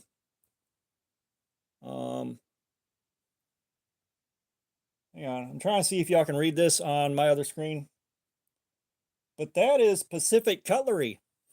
So this is from Benchmade before they were Benchmade. Like that, yes, this is rare. Yeah, that is a rarity right there. So yeah, like that thing, and both of them belong to my uncle before he passed away. There's a lot of sentences with this stuff that end with my uncle before he passed away.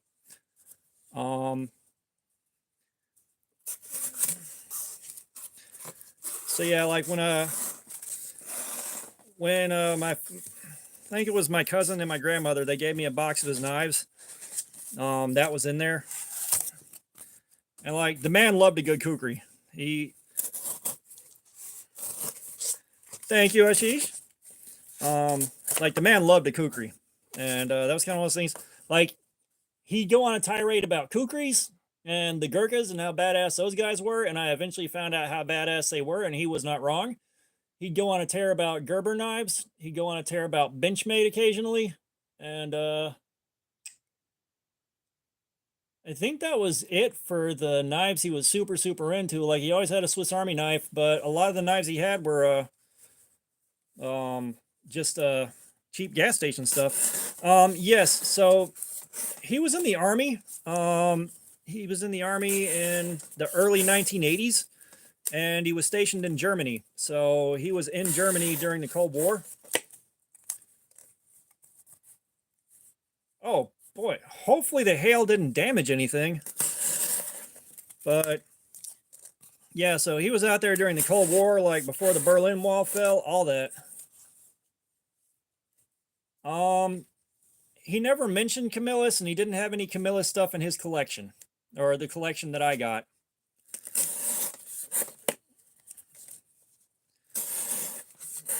Oh, I'm sure your dad has some crazy ass stories. Like, it's like one of the things that when my uncle, you know, he ended his service to the military, got his honorable discharge and all that.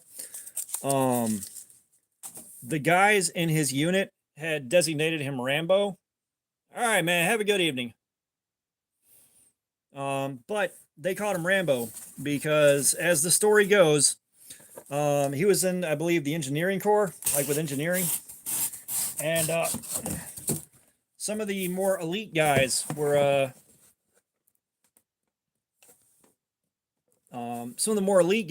using the engineering corps as training. Like, they were supposed to be going out and training for, you know, tracking and all that stuff. So my uncle's group was supposed to be the guys being tracked. And my uncle goes, you know what? No, we're going to do what I want to do instead. And he went to the home supply store and got a batch of those motion activated lights that you hang outside. You know, the ones you put on your garage. And he took the bulbs out and replaced them with coffee cans that had a small charge in them and a big old pile of paintballs. And yeah, apparently, like, I found out the military had been using paintballs for training for a long time before civilians got them. But he hung those up in the trees behind them as they went and did their thing. And of course, they were wired to those big old blocky lantern batteries. And he wiped their whole squad out just with those things. Like, he did crap like that all the time just for fun. Like, you know, when I was 9, 10, 11 years old, like, going to his place and my grandmother's place is where I felt safe and I could be myself. And like, he'd take me out and like we'd go shooting. He'd show me how to use Pyrodex to make small explosive charges. You know, he'd show me how to make electronic tripwires, like all kinds of crazy shit.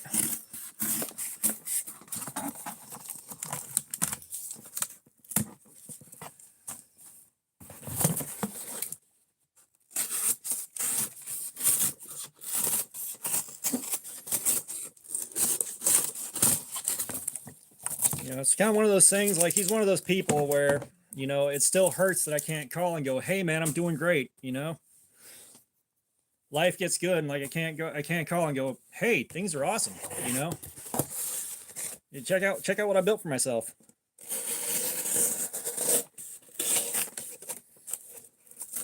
Me with knives, what's up?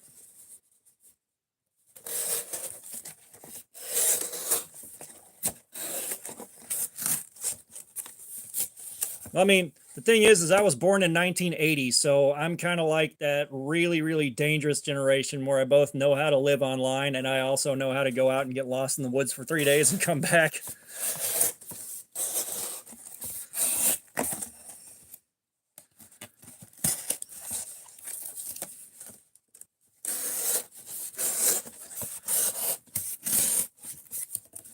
Like, believe me, there was a while there where I was like jumping fences and running around in the woods with 20-ounce bottles of gasoline in both pockets, just lighting shit on fire. You guys can have the Ganzos.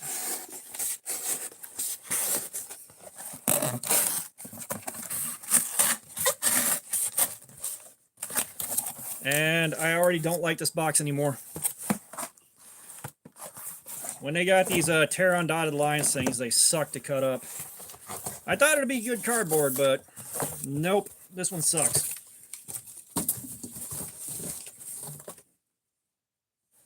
Yeah, we got that all the way around too. All right, well, lesson learned.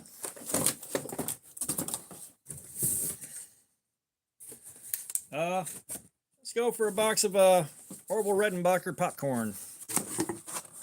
Or the empty case. Unfold. Do my bidding. Oh, this is some tough stuff right here.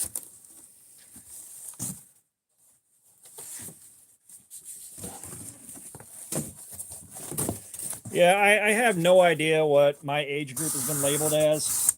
I genuinely don't care.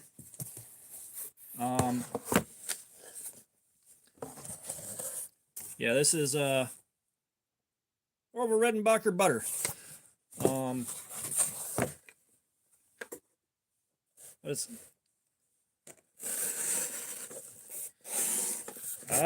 I think 1999 is like millennial.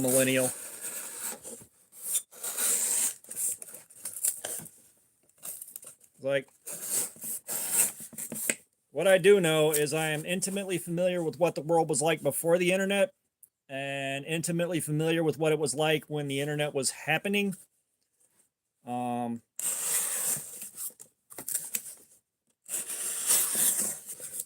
You know, like I was 14 or 15 when the internet, like home internet, became a thing. And I got to experience like the Wild West days of the internet. I did not see the new Benchmade.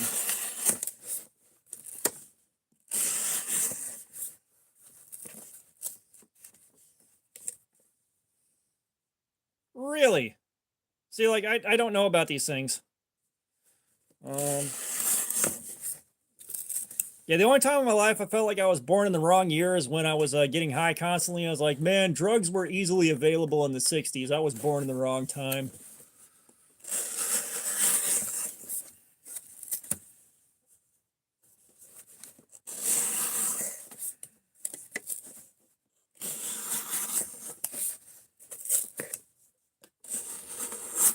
Whew, this stuff is difficult to cut.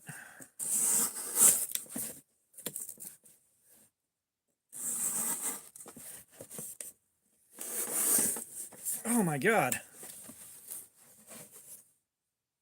No, I was saying, like, I was born in the wrong time because it was easy to get drugs and they weren't, like, you didn't have your whole... So here's the thing. Where I live, if you get caught with, like, a couple of grams of marijuana, pretty much your entire life is destroyed over it. You know, you wind up in jail, and when you get locked up here, unless you have family that you can really trust to take care of your stuff while you're gone, you lose everything that you have. When you get out of jail, you're on probation, and it's very, very hard. Like, you have a very hard time getting a job, so you have a very hard time paying for probation, so you usually wind up getting locked back up again over something stupid. Like, your whole fucking life is annihilated, and it can take like 20 years to get all the way back out of the system over something that damn small. Non-violent offense, possession of something that shouldn't be considered a narcotic. You know, just your life's destroyed over it. I've got friends from back when I was in high school that wound up on probation over stuff like that back in, like, you know, 1994, 1995. Some of those guys still haven't made it back out of the system, and they're going back to jail over and over again, or spending time in prison again and again and again. Yeah, no, like a Tommy gun would be cool, but give me a fucking Browning automatic rifle.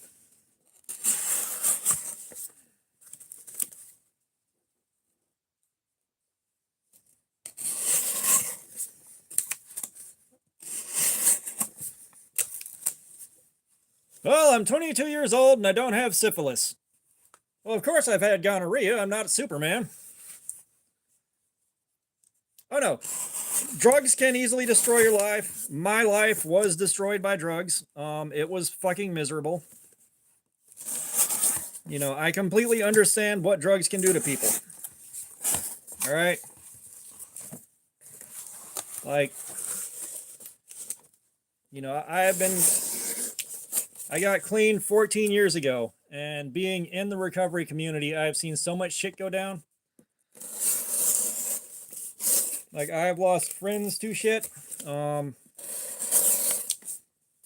You know, and the way drugs are now, like, guys are dying before they get the needle out of their arm. Like, it's crazy.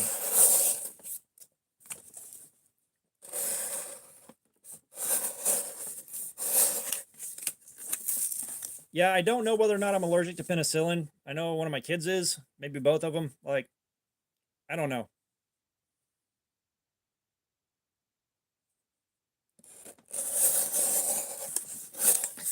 Yeah, one of them that really sticks with me is there was a girl that I knew. Um, you know, she was active enough in the program to keep herself clean for a little while, but then she kind of fell out of it, and she started deteriorating pretty quickly, and she kept calling me looking for help. I'm like, all I know how to do is get you to a meeting. Like, that's all I know how to do. Like, you need to show back up. And you just have an allergic reaction when they give you penicillin. That's about it. They can run allergy tests to see what you're allergic to, but yeah, that's about all I can do is either have a test done and run a panel into it. But yeah, so then she was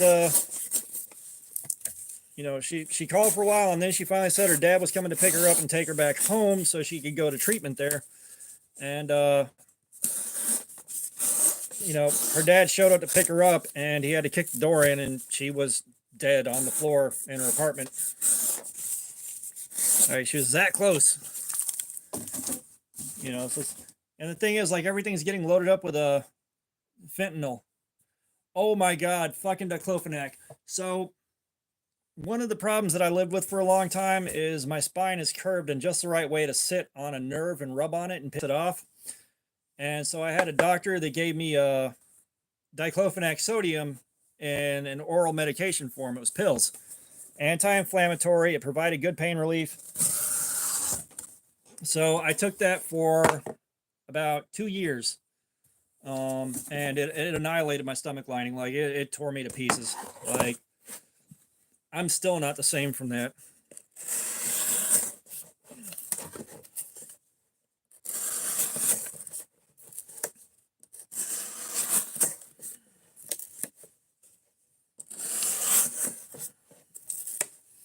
But basically now, after doing that to myself with the diclofenac sodium, I can't take NSAIDs at all. I can't take aspirin. I can't take ibuprofen.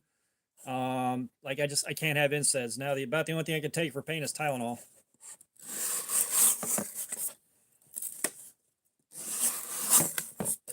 Speaking of which,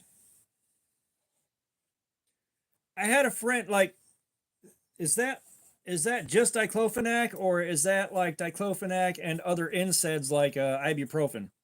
Because I had a friend with an ibuprofen allergy that said the exact same thing happened to him.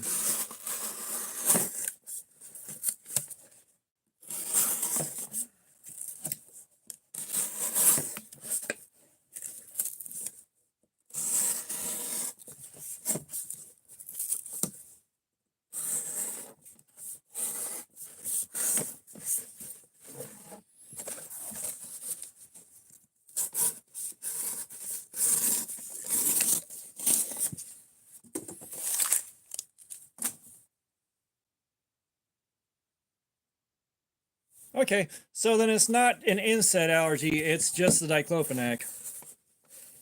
Yeah, so what had happened with me was, at one point, I had really bad diarrhea, like every 10 to 15 minutes running to the bathroom. After about 5 days, I went to urgent care. They sent me to a gastroenterologist. The first gastroenterologist I went to obviously did not care about their job. They just gave me an antibiotic that I told them I was allergic to and sent me home, and then would not return phone calls or answer the phone. So I wound up spending 27 days like that, and I lost 40 pounds in 27 days. After I got out of the hospital, like, I got a good gastroenterologist towards the end of that run, but he said I couldn't take NSAIDs anymore. You know, and said it was ulcerative colitis.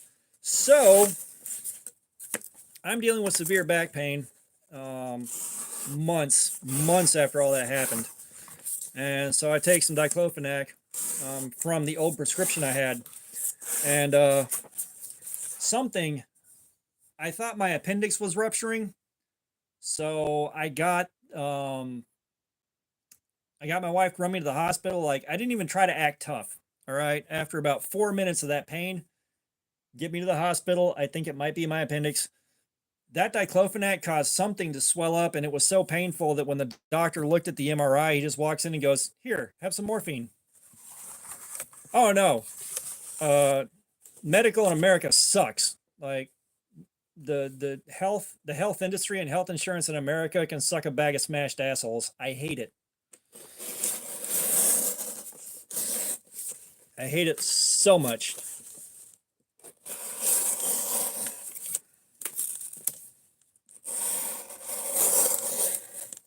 Yeah, no. I say it was so painful when he saw what was going on. He just walked in and went, "Here, have some morphine." Like, no joke. That's what he said when he walked in the room. "I'm going to give you some morphine now."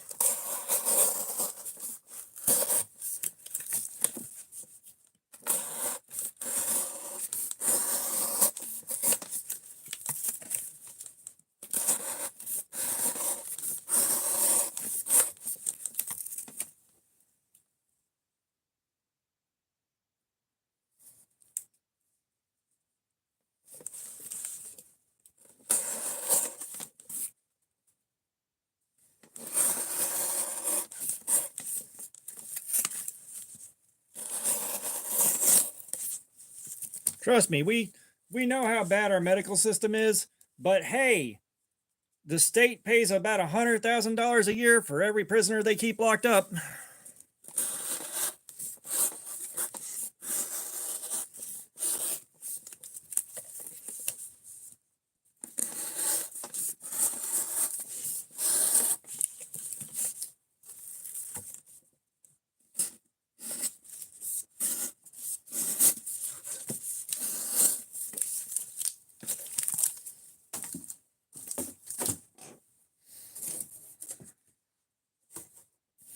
So I've seen reports that in some states where our prisons are run by private industry, okay? Private companies run a lot of our prisons, okay?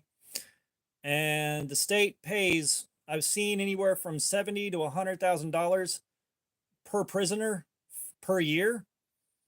And then these states can get fined millions of dollars for not having the prison full enough. I'm not sure about that number, Punisher. You know more than I do, apparently. But yeah, if the state doesn't have enough prisoners, they get fined like millions of dollars. This is part of why non-violent offenses like possession of marijuana fuck people's life up for so long, is because prison is for profit.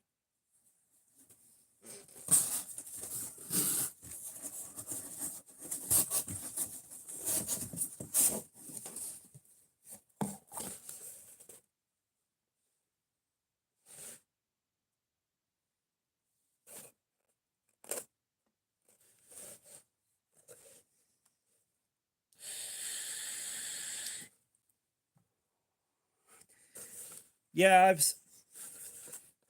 so like, India is one of those places that I find interesting, so I have watched a few documentaries about life in India. The like the middle class and upper middle class in India, and the sheer gap between those and the guys living below the poverty line is incredible.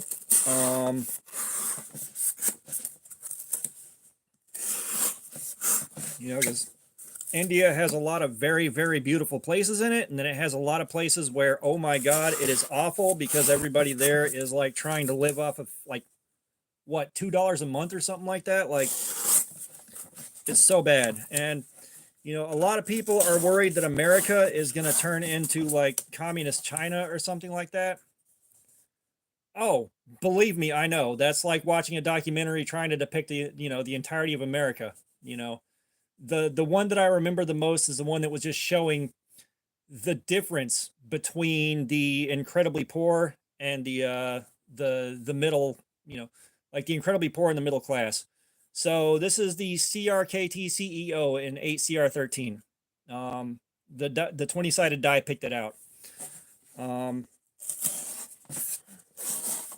it's like guys that, try to make a living selling, I think one guy was selling kebabs in a shop that had no front wall. It was open facing the street. That's where he worked. That's where he slept. That was where he lived with no wall, just an open face to the road.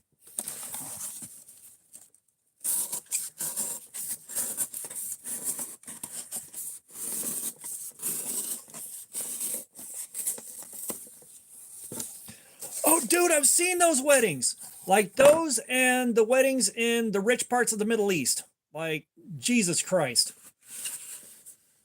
But yeah, I've seen those weddings. A website did a report on those things. Because they're expected to pay so much, they'll have like the bride fly in on wires.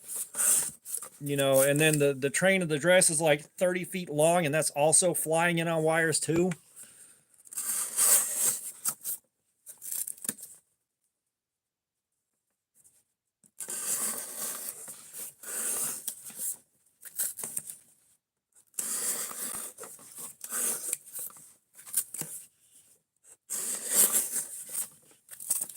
I wish my buddy Akil was in here for this conversation too. I think his father's from India and his mother's from North Africa. Um, and like he is very, very proud of his Indian heritage, and he talks about it a lot. He would have loved to have been a part of this conversation.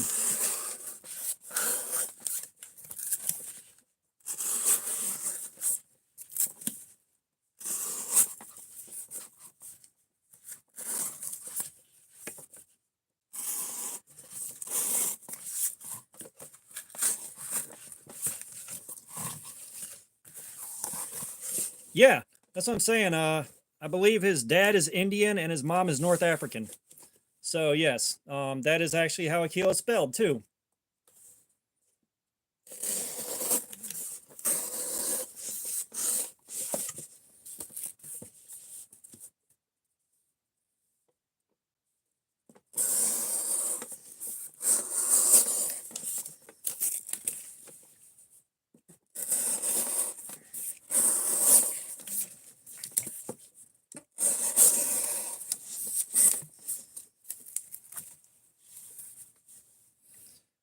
Yeah, that's about like that here in America too.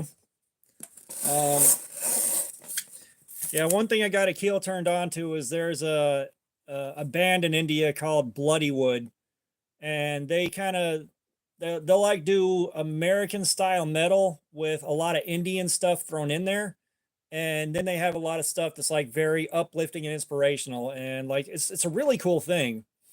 Um, like they got a couple songs that I absolutely love, and a lot of them that are just not my thing. But Akil is really into those guys.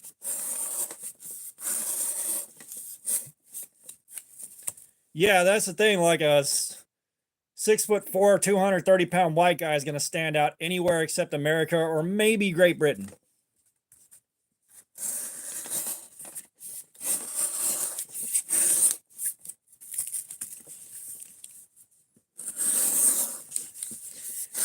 Yeah, I mean that's the thing is like I'm also like I'm 6'4", I'm like 230 something pounds, and I've got a very loud personality if you haven't noticed. Um,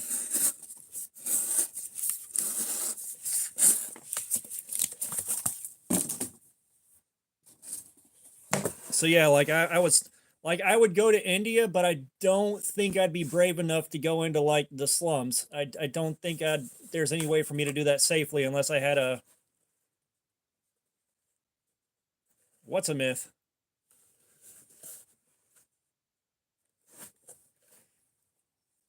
Well, no, like there are plenty of big and tall people in India. Like my buddy Akil, he is also 6'4", and he is putting on muscle rapidly.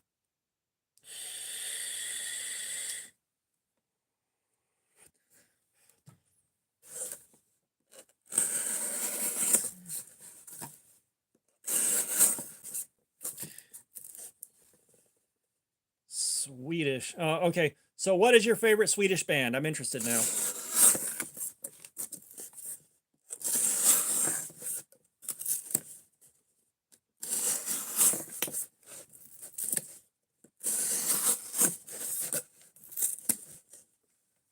Smash into Pieces, I'm not familiar with.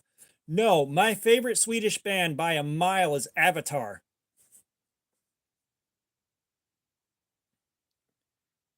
We don't.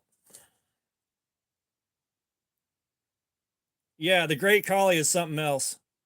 Yeah, it's weird. So in America, like we have people that dress different in different parts of the country, but if we were all wearing the same kind of thing, you wouldn't be able to tell where somebody was from unless they started talking. Like the appearance of the average American is pretty damn homogenized. Like it's just the way you dress and you talk that sets us apart, not really looks.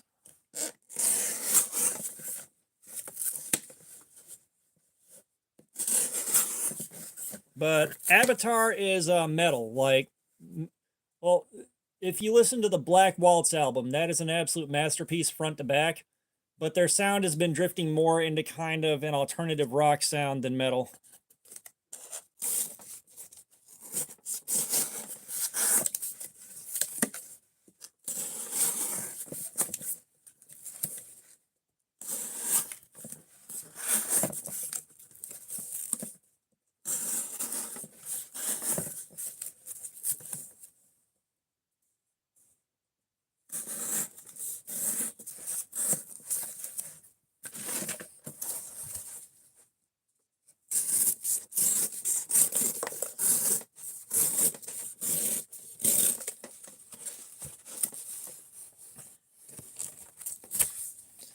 So Slaughter to Prevail, you're going to want to look up Demolisher. Avatar, you're going to want to look up In Napalm and Let It Burn.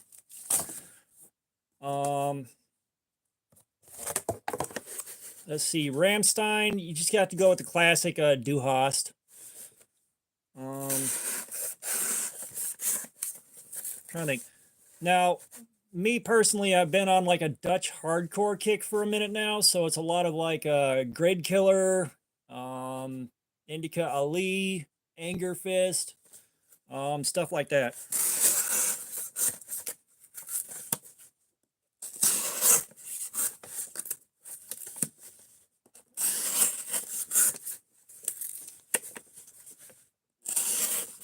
America by Rammstein is also really good. I tell you what, I'm going to type this out on the moderator account for you just so you can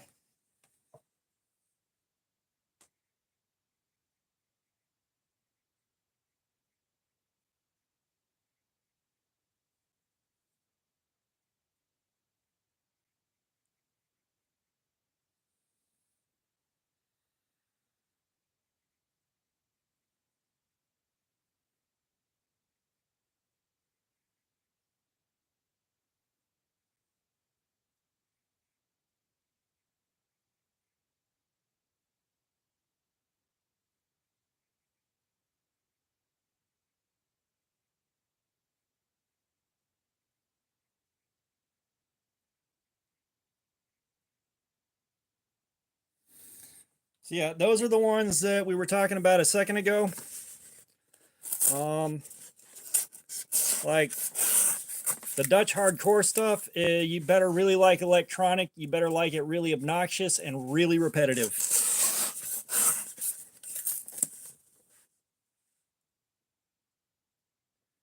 Chimp Mosh Pit. I'm writing down the ones that I was talking about so that he could check those out. You guys are already writing it so he can read that. I don't know if I'm familiar with Chimp Mosh Pit. I'm going to have to look that up if I remember.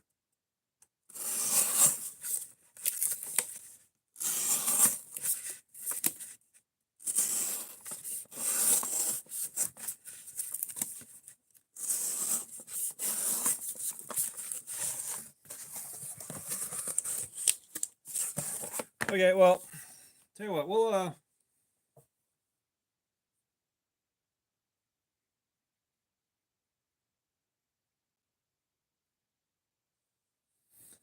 let's see. It's a good place to start with Anger Fist.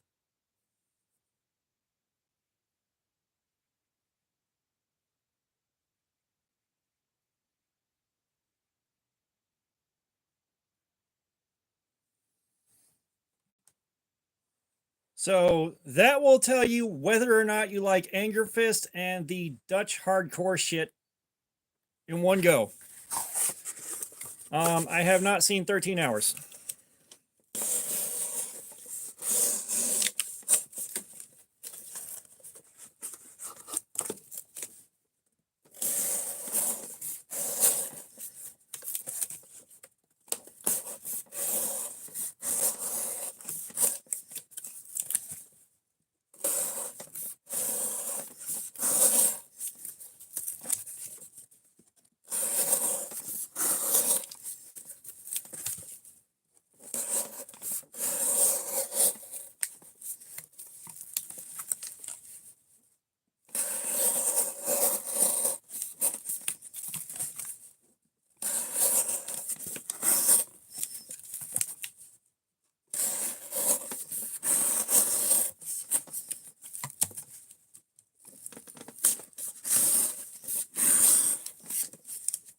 Huh.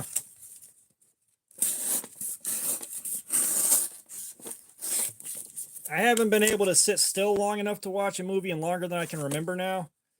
I've got like a stack of unopened movies waiting on me.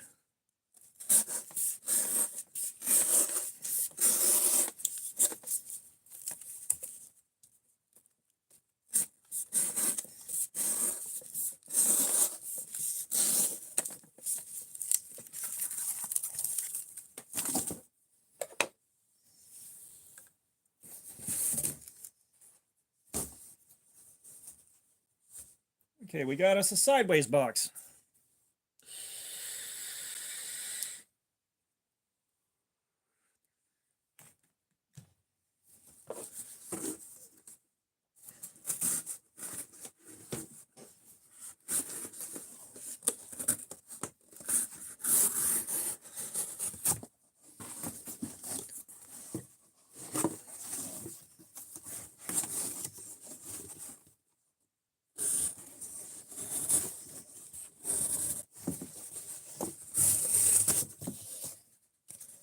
I tell you what, though, if you want to see some weird ass shit, there's a movie called Rubber, and it's about a tire named Robert that goes on a killing spree.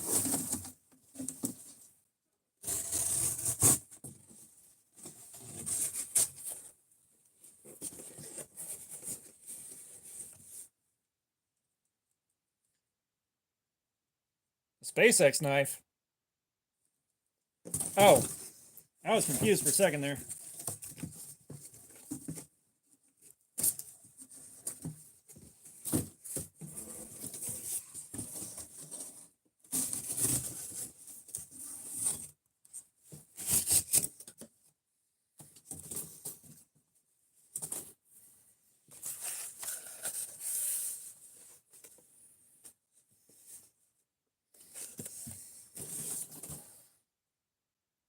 All right, so we got a box from some oatmeal cookies. That's what we're doing now.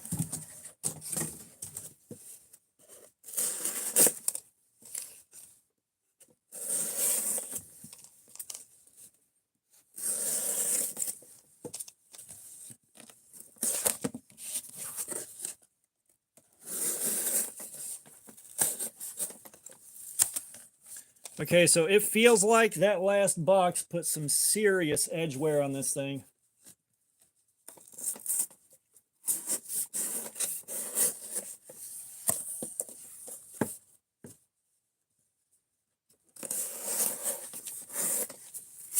Oh no.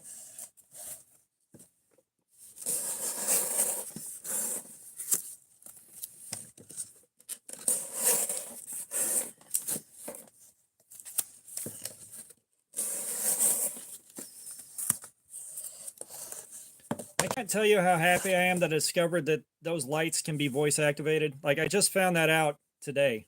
Because,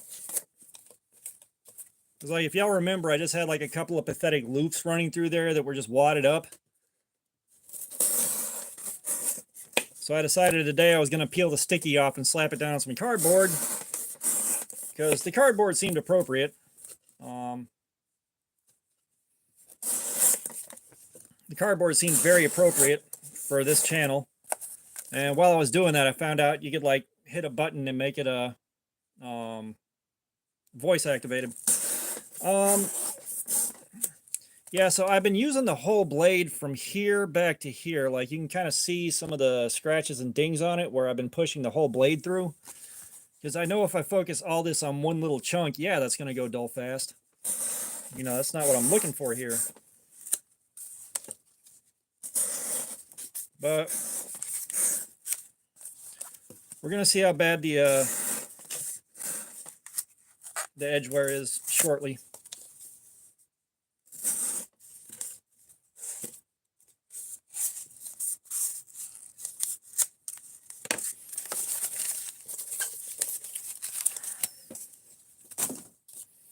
And let me get the stray piece of cardboard off of here because now it's bothering me.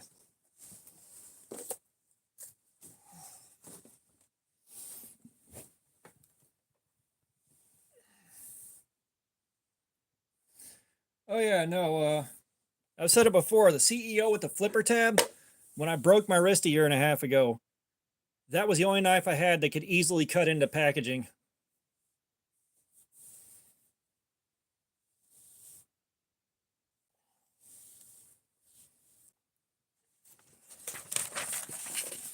All right, how bad is this edge worn now? It's nowhere near as worn as I thought it'd be. Like, yeah, so the edge is still holding up. Like, it's showing some wear, but this is not any different from the last CR series steels we did or anything else. Like, that's the thing. Everything that we've tested so far, with the exception of the old 440 steel from the 80s and whatever the hell that stuff was on that Winchester knife, like, the new steels that we've tested have all done exactly like this pretty much, except for the Walmart knife. The Walmart knife took an hour before it was worn out. Like, that is by no means a perfect edge, but it's still holding on. Okay. Like, this is kind of what I expected. The amount of resistance I was feeling while cutting was a little sus, but yeah. Okay. Yo, I mean, I have to imagine an American company, like, trying to invade other parts of the world like that is not surprising. You know, like, the international food sections in the stores I've been to is fucking tiny. And, like, it's just stuff from, like, the UK and stuff from the Caribbean and stuff from Mexico.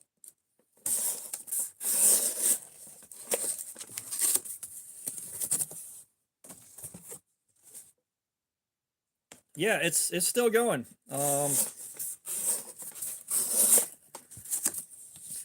You know, I cleared some extra time to do a long stream.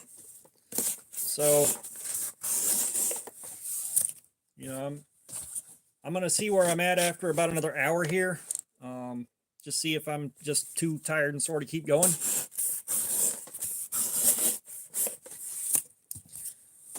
But so far, we're having enough fun in the chat that it doesn't feel like it's been 3 hours already.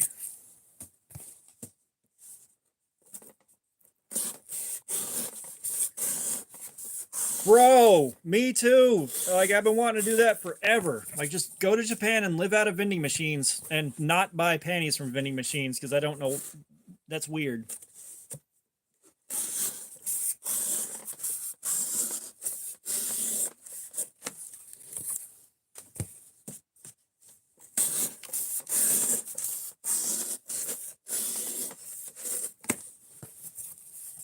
Which, I'm hoping the used panty vending machines are like an urban legend or something like that. I'm hoping those are just some kind of a joke. I appreciate the subscription. Oh no, like, I'm giving this thing what for?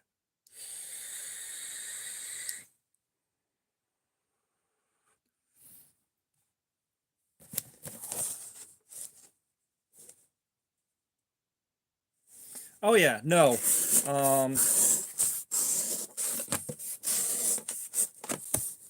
Like, tall people like you and me, tall white Americans, are such a novelty there that people just flock around you. Like I've seen enough guys document their experience with that. Oh, I thank you, sir.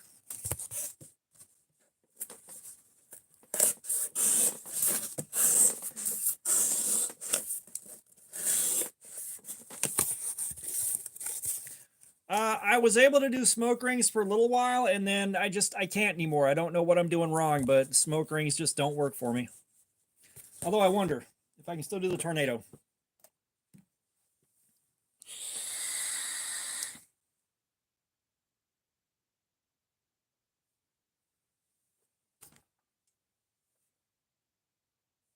I can't do the tornado anymore either. 6'2" is still fairly tall in America. Like, that is reasonably tall. I'm 6'4" though, and like every day I see quite a few guys taller than me walking around the store. And every time they walk by, like the back of my brain is like, uppies.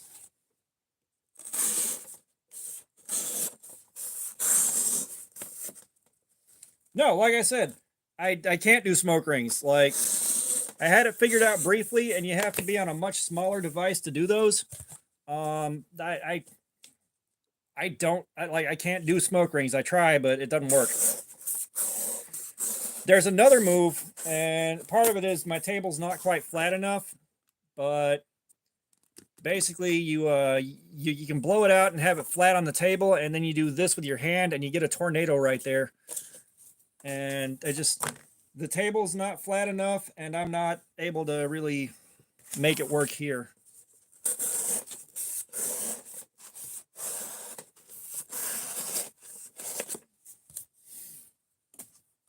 Yeah, it's just, I said, I see guys that are bigger than me, and I want to walk up and be like, uppies, I want uppies. And I can't. But I feel like it'd either be funny as hell or really, really, really awkward for whoever I do that to.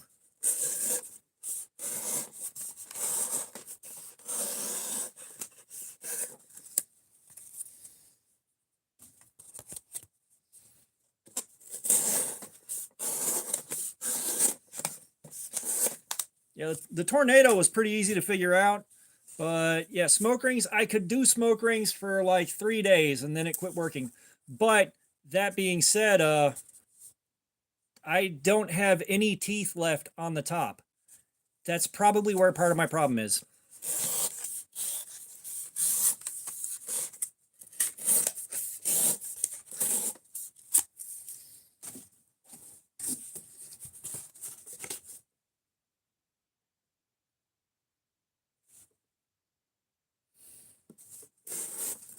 Yeah, I've got a grand total of 9 teeth left, and they're all on the bottom.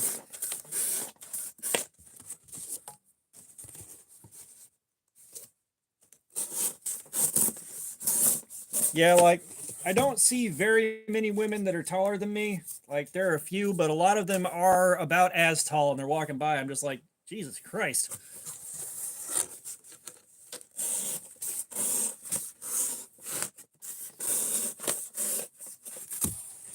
No, like, I can hear my own lisp just a little bit, but I've also kind of learned how to speak and function and eat and everything.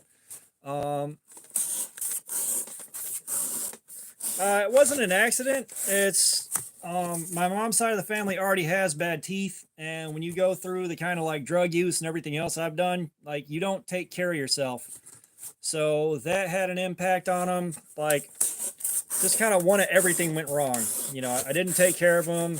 I had bad luck with genetics, all that stuff, and they all kind of broke, and they were constantly getting abscesses and stuff. So I just went and had them pulled.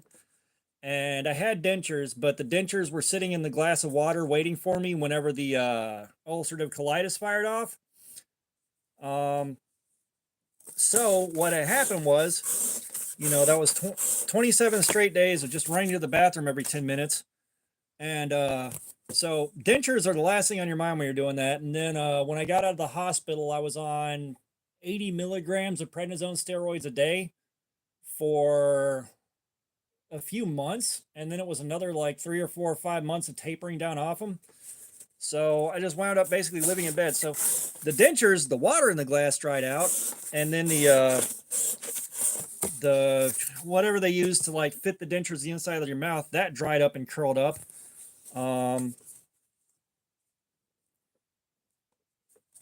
So, like, I was gonna be getting a hybrid denture and just having the whole top plate bolted down, so I didn't have to worry about it. But that's another 30 grand away. But yeah, just bad genetics, and I didn't take care of myself. You know, and like, so the last several years of my run with addiction, I was abusing tramadol, which, if you're familiar with that stuff, basically a small portion of the population has a profound reaction to small doses of it. So, you know, I'd be buzzed, and the only thing I'd eat was these pastel Twizzlers that were different fruit flavors, and I'd go through 2 liters of Dr. Pepper. And that would be about 2 to 2.5 weeks a month. And then when those ran out, I'd go back to more normal eating habits, but I was drinking to supplant the refill of tramadol that ran out. All right, man. Have a good night, Bill. Happy to have you here. But you know, you combine that kind of lack of maintenance with that kind of diet and some bad luck genetically, things are going to happen.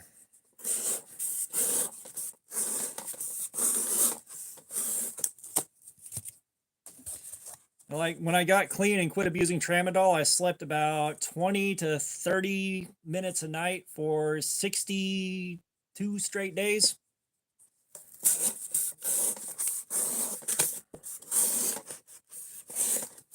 And like, while I was going through that, I was still going to work. I was still coming home to my ex-wife, starting fights constantly, and then going to work.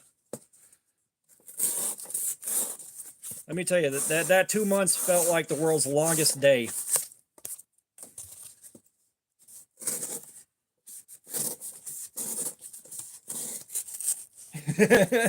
Right? Yeah, give it that full 3 minutes, dude.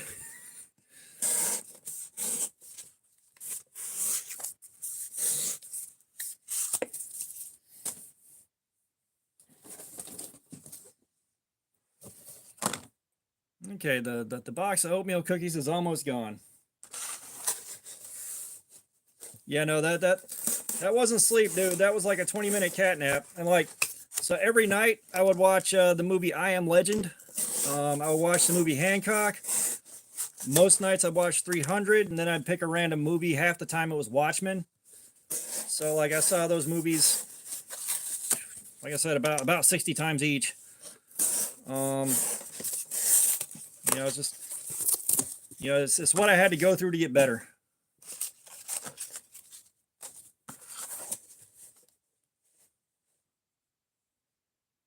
Oh, those are always bad days. Was it last year? I took a week of vacation time from work, and I had plans to go see my cousin and finally meet her kids, because she's had 2 of them since I've seen her. Last time I saw her was her wedding in 2008, I believe. And we were supposed to go see my wife's parents. The first day, the first day of that vacation, we take our dog to the vet and ended up putting him to sleep that day because he was ancient, senile, blind, and incontinent. And it's just, it was his time to go. So that was like the first day. And then my wife's parents, like, they kiboshed travel plans out there, and then we found out that they kept their thermostat at 85 degrees. Like 85 degrees on their thermostat in the middle of summer. And my cousin's kids got sick and canceled on that, so like, that vacation wound up being the exact opposite of a vacation. I mean, I'm still tore up about that that trip to the vet. Like, it still messes with me a lot.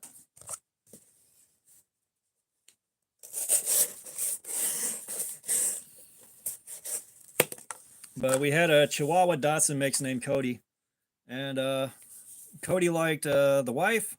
She had him before we got married. That dog liked me and nobody else.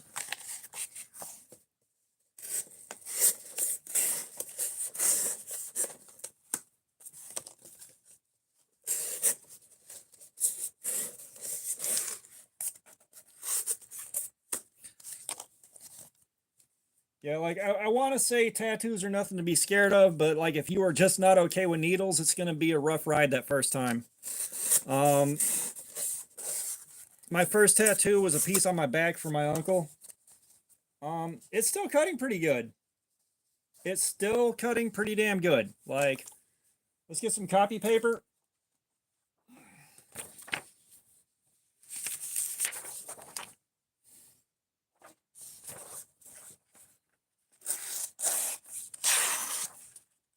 Like, it's still going. But yeah, I got a piece on my back from my uncle, and I wasn't scared of needles. Wasn't really scared of the tattoo hurting. But it's a piece, and I mean it's about yay big over my right shoulder, and it says, "Until we meet again, I pray you find the peace and death you never found in life." And it's got his name, it's got his birth date and his death date, all that. Which that part was fine. However, when you have like a big old knotted up, spasmed up muscle and a tattoo needle goes over it, I cannot describe the pain that comes with that. It was bad enough that like in my right eye, I saw nothing but white. Um, it it's one of the worst pains I've experienced, and that's a bit of a bold statement.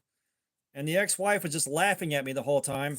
You know, I guess she just thought I was being a wuss. And I swear to God, there wasn't a better person in the world to divorce. But yeah, like that sucked. But like the tattoo itself, it feels kind of like you're getting a really slow road rash or something like that. The pain's not severe.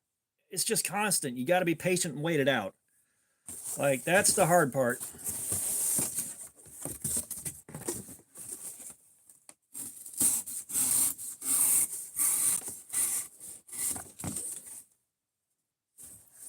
Yeah. Um there's that. And all right, Ashish, I'm glad you were here, man. Um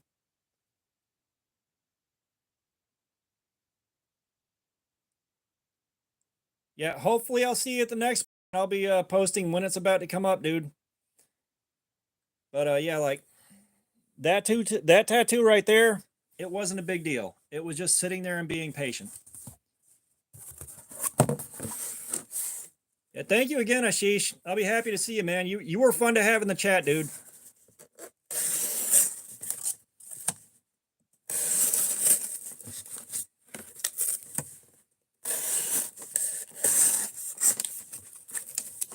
Because yeah, like a tattoo needle is a whole universe different from a hypodermic needle. Like when you know when you're getting blood done, um, two completely different things.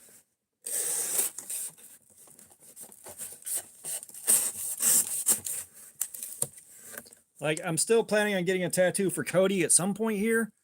I just have no idea when that's gonna be because of money.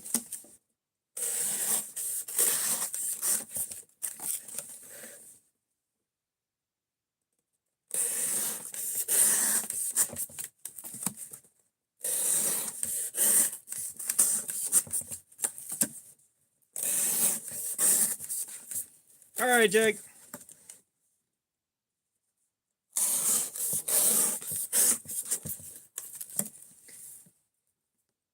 We got to remember to ask Jake how that GVDV is when he comes back.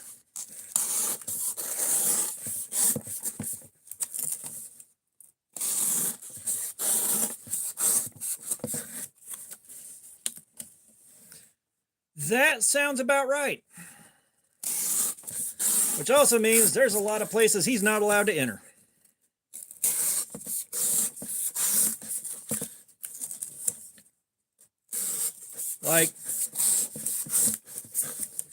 Like I want to turn this into a full black and grayscale sleeve, but I'm not sure how to build off of this just yet. And I need to get this touched up because the guy that did it was going through withdrawals or something while he was doing the tattoo. Like his hand was shaking so bad I had to change the tattoo to suit his hand shaking. And I had to kind of coach him through it. I was like, bro, what the hell?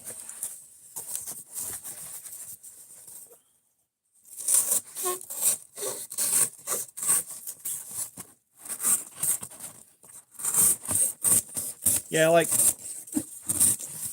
this is the kind of vibe that I've been trying to build with the chat here. Because I mean, you know, you can watch cardboard getting cut up all night, but you know, if the chat's not active, it's not that fun.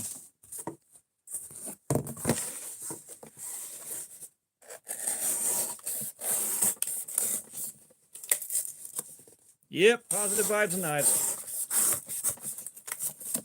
And life story, because once you get me started on that shit, I can't shut up until I'm done.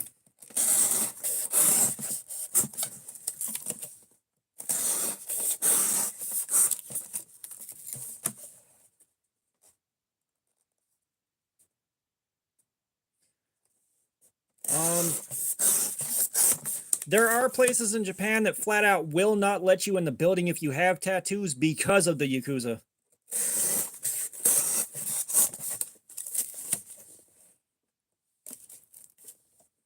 $500 knife for like 150. Oh.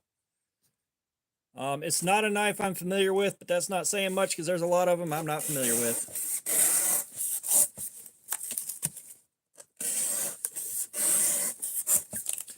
Although I will say one thing that I want to see with knives that I'm probably not going to get. One, Ultim needs to calm down. All right, I don't know why everybody wants pea plastic. I don't get it. But there's a Civivi Elementum with clear scales on it that I want. But I want to see, like, if any of you guys were alive in the 90s when everything was translucent colored plastic, I'd love to have those as scales. Just translucent red, translucent green, translucent blue. Like, that would be amazing. Just throwing that out there.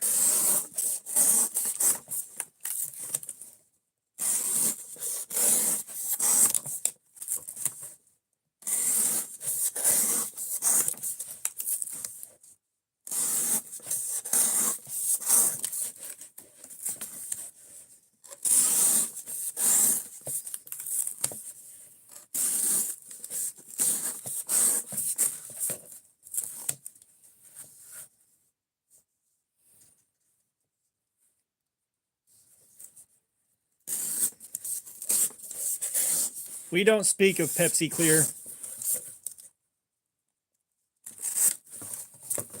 But yeah, it's the Lexan Elementum. Like I've got that on my wish list, and I would probably have it now if I wasn't saving up money for Blade Show. I probably would have already bought that. If y'all saw the state of the collection video, the Elementum I have is one that I'm scared of carrying because it's too nice. Like, it's just the thought of that first drop scares the shit out of me.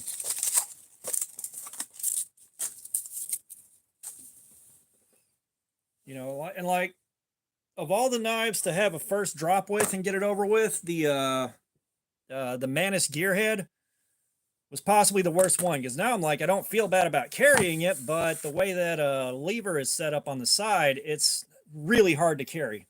Like, it's really hard. That lever digs in like crazy.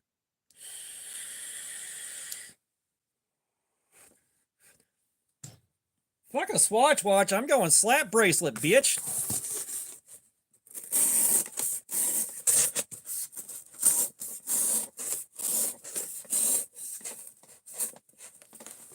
Yeah, what's up, Mike?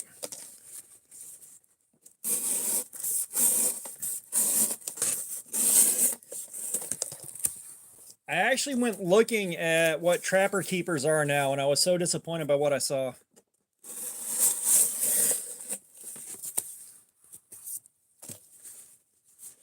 I like micarta, but I want to make more of my own micarta. One time I made denim micarta in the stupidest way possible. I was going to make a pen out of denim micarta, but I didn't have casting resin. So I cut up little chunks, little squares about yay big, squares about yay big, like 1 inch and some change. And oh, I have the pogs, but so I cut these little squares and I stacked them on top of each other, and just each layer I added super glue and kept stacking them. And By the time I was done, like the entire bottom floor of the house reeked. My hands were covered in dried super glue, and I had this block. It worked. I've got a pin made out of what used to be my pants, but that was the dumbest possible way to go about it. I've also made my micarta out of construction paper. That turned up pretty badass. LCV Blades Edge, what's going on, man? Hey, good to be found. So what we're doing here is we've got a CRKT CEO, and we have been doing Cardboard Slayer for just about 3.5 hours. This is 8CR13, and 3.5 hours in, I haven't touched up the edge, but it's still going pretty strong. Like there's some resistance, but it's still going. So we're playing with this. The 20-sided die picked this out of 4 knives. I'm not going for clear pants, but I did invent crotchless footy pajamas.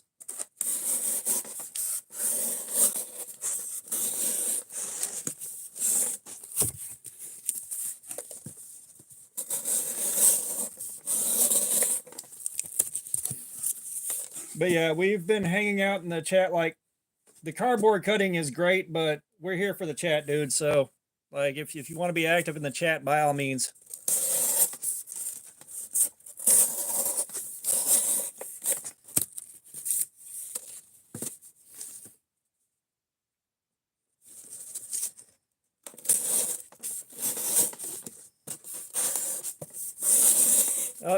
To be fair, Punisher, the clear pants depends on who's wearing them.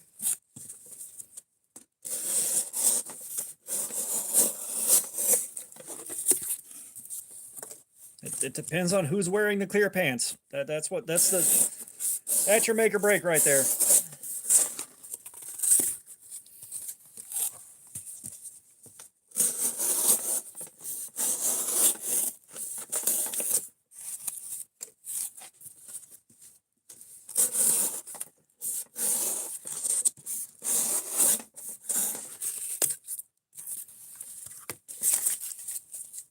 It's not a war crime the first time.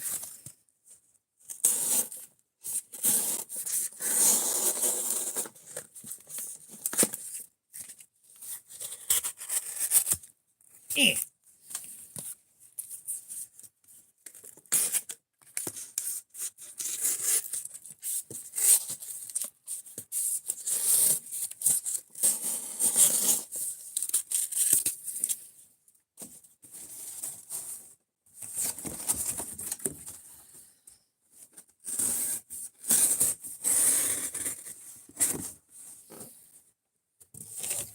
And I cannot tell you how tempted I am to go ahead and strop this guy just to see. But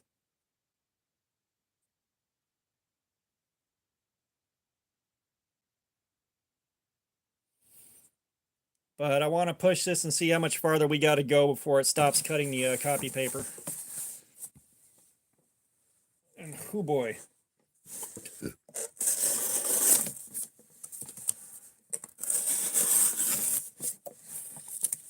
It's not enjoying this box a hell of a lot right now, I'll give it that.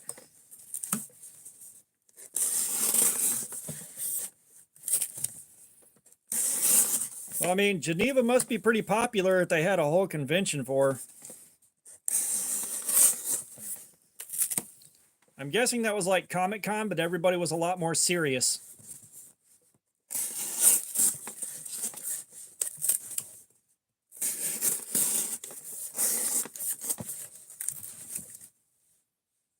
And the amount of deodorant used may not have been too different if I think about it.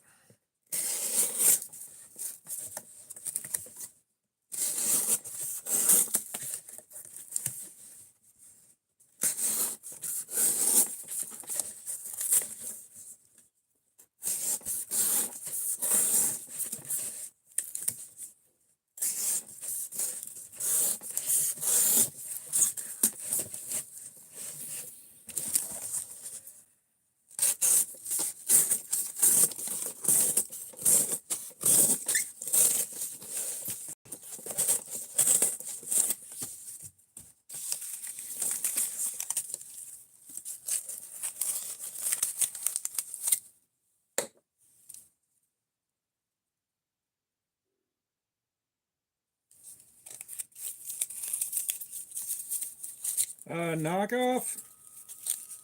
Is everything okay at home there, buddy? Also, I haven't been to Comic-Con.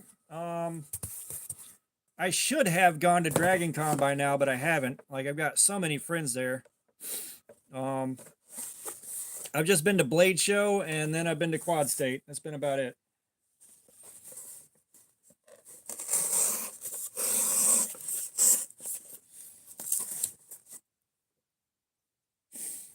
Yeah, I mean, that's what we're kind of looking at here is like if we go into S30V or S35 or something like that, we're never going to actually wear the edge down enough to do anything. Like, that's the problem is we're kind of looking for like where the steel breaks down enough to really make it not serviceable anymore, or at least, you know, struggle.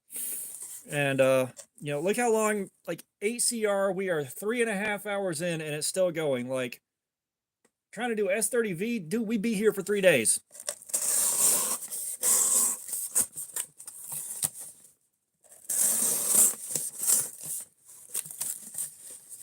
Yeah.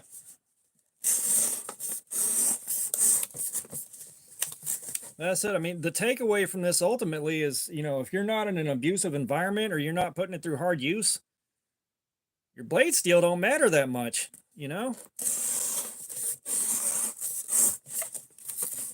It's like, yeah, literal nonstop days.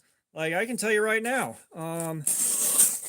I will probably never again in my life be in an environment where I'm going to put a knife through this much abuse in any sane amount of time.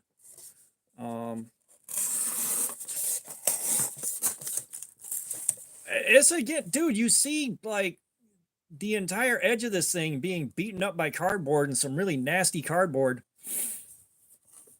Still 3.5 hours. That 1-inch section would still take 2 days to wear out.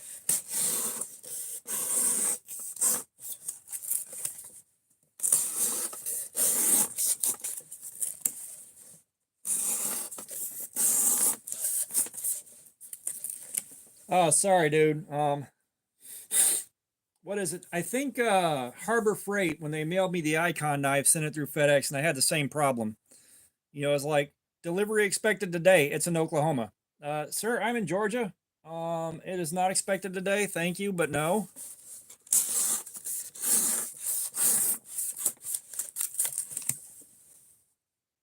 Little devil baby. Hi, what's going on? You have walked in on us beating the crap out of a CRKT CEO. Minus the pocket clip, because that pocket clip was not fun.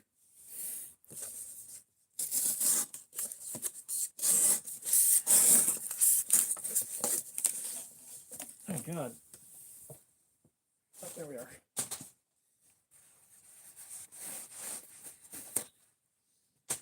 Yeah, FedEx sucks. UPS is actually doing better than they were getting shipped to my house.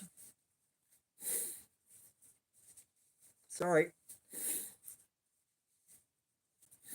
The Mucinex wore off, so now I am just dealing with tons of post-nasal drip.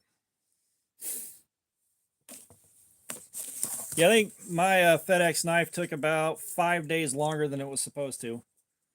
UPS, it used to be every single shipment that came in, everything that got sent UPS would be at least a day late every single time. And then when it did show up, it'd be showing up at like 10:30 at night or some shit.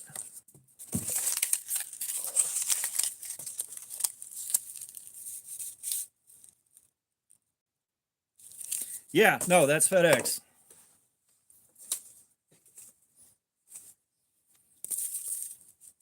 Like, I think mine arrived at a facility 20 minutes from my house, and it still took another day to get here after that.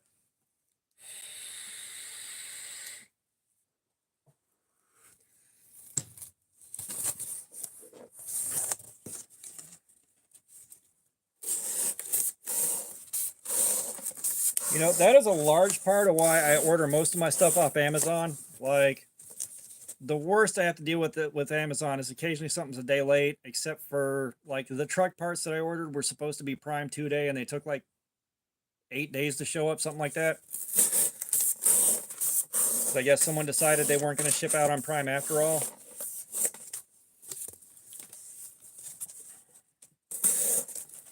Yeah, Blade HQ would get stuff out pretty fast. It's just when they sent it through UPS, and every time UPS would UPS was always about a day late, and they always showed up late as hell at night.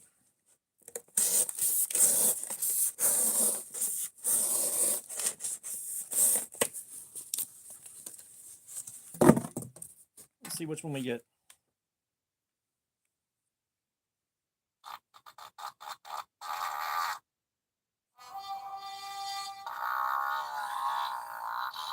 I love it when it lights up the LEDs.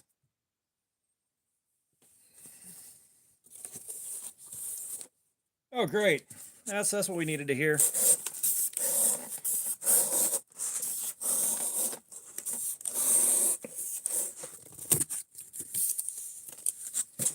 All right, guys, go enjoy Jared's live.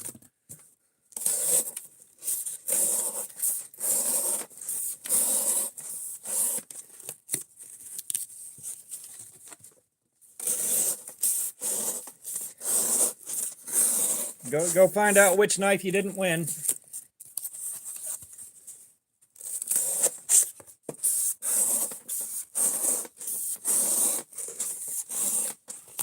Because he should still have, what, like 16 knives? No, that's Metal Complex.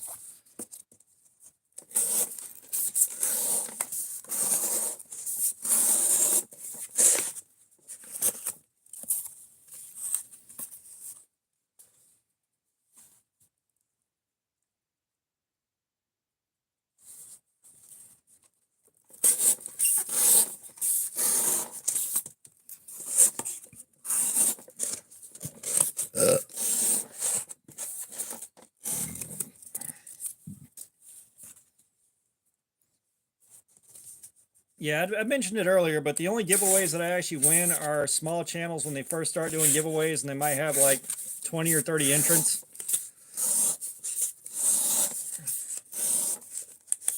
That's about it. The guys that win the giveaways, they are constantly stalking Instagram, and they're constantly stalking like every group they're in, and they're just basically, they're making a hobby out of just entering giveaways. Like BEEDC. For a minute there, he was on a hot streak, like he was opening a new giveaway knife every 3 days, and he just basically treated stalking channels on Instagram and stuff like a basically part-time job.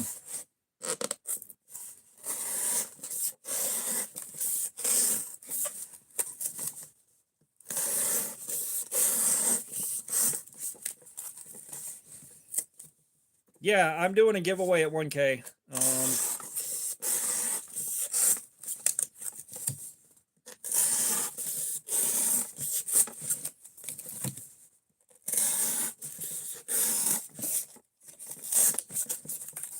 Like Metal Complex, once in a while I'll watch one of his live streams just to enter and see if I win something. But you know, it's wait until exactly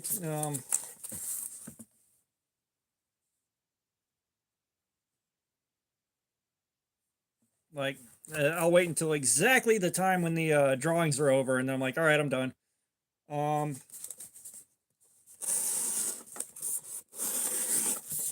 that's the thing, is when you start doing stuff like this for YouTube, it gets really hard to sit there and watch a bunch of other knife videos too. Like, yeah, no.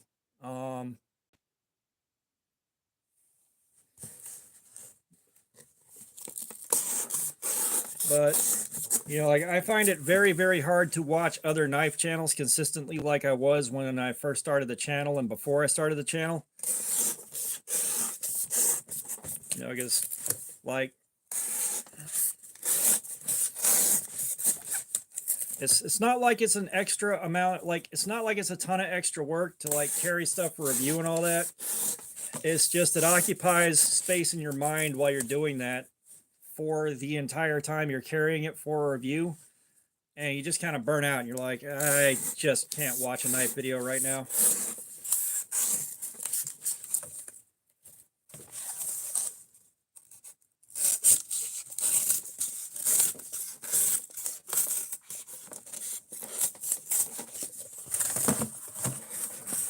Oh, come on.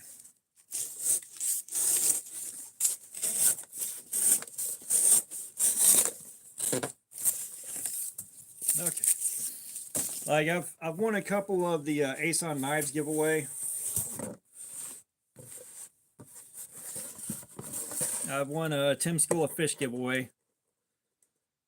I think that's about it. Yeah, like if I'm gonna watch a stream, like it needs to be somebody that I can interact with while I'm watching. You know, it's just, you know, especially like if the guy is talking about stuff I'm super into, then yeah, I can stick around for a while. But a lot of times, like, you know, you go to a Metal Complex stream and he's just ranting about all kinds of random ass shit until someone pays for a comment to be read, and it's like, all right, cool. This is nothing but inside jokes and references to videos I've never seen before, so I'll never find out what a spaghetti wizard is.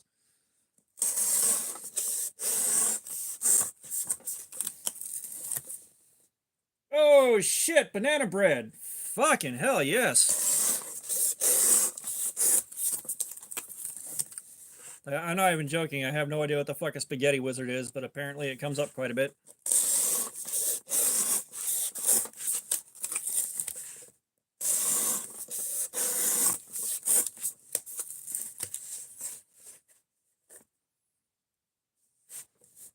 Yeah, well, I mean, that's something I've got to figure out. If we do hit a point where this becomes busier, like how the hell do I keep it under control? Like that may end up being like Patreon live streams where it's just the people that really want to be there, you know? You know, I do want a large audience, but I don't want the audience to get, you know, like I'd rather have the live streams be like this than have a fucking Metal Complex live stream. Because like I damn well know, like I think there's a 30 to 40-second delay between me saying something and then something happening on y'all's end. Like trying to deal with that, and then also the comments flying by like the closing credits of a movie on fast forward. Like there's no way to make that work. Like the only thing you can do is respond to the comments that paid $1 or $2.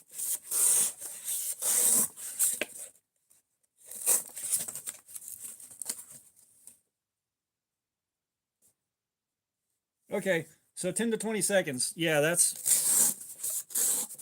still, that's like that delay. I understand the delay is there for some reason, like the ability to shut it down before something happens. Like there's a reason, and I knew what the reason was once upon a time, and I don't anymore. Yeah. So like it's so you imagine this 10 to 15-second delay and your comment is off the screen in less than a second. Like how the hell do you do anything with that?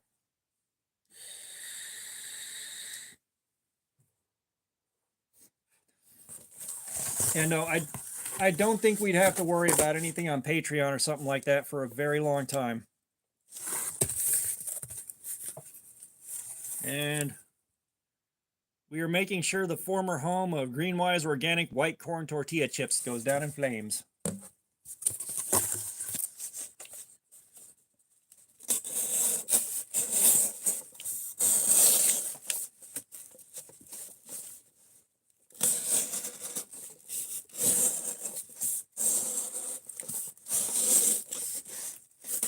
Yes, when I was doing live streams earlier on the blacksmithing channel, it was about 30 to 40 seconds between me saying something and it showing up on your screen.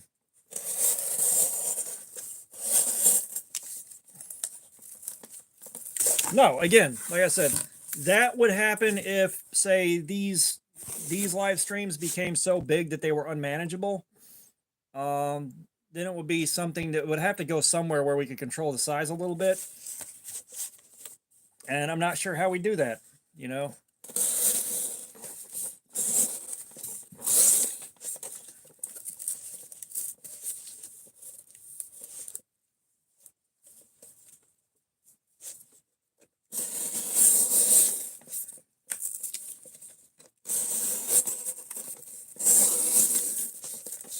Yeah, it's just, chat starts going by that fast. What's the point?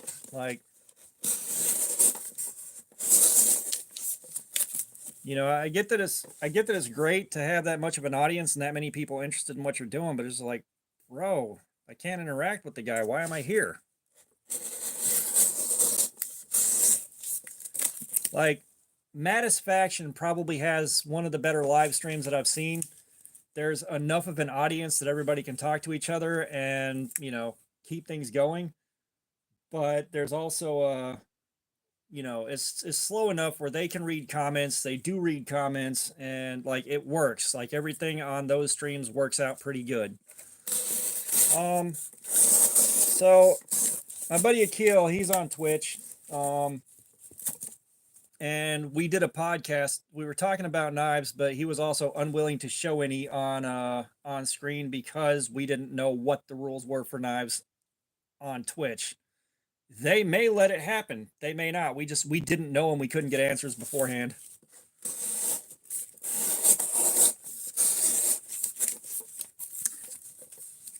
I miss doing that podcast, but I'm willing to bet it's probably fallen apart quite a bit. But that was also, we had like 6 guys in there, and everybody's trying to talk, and it's like, this is just too many people. We're all talking over the top of each other, and I'm like, I've been that guy, like you're in the middle of talking to your friends, and you're telling them a story or something like that, and they just all drift off into their own conversations and walk away from you while you're still talking. Or they start talking over you, and you're like, bro, I'm not done. I've been that guy, and then I have to get kind of loud and aggressive about it. And it's like, that's not what I want to do. If you're gonna do that and walk away, fuck you. I ain't got the time for it.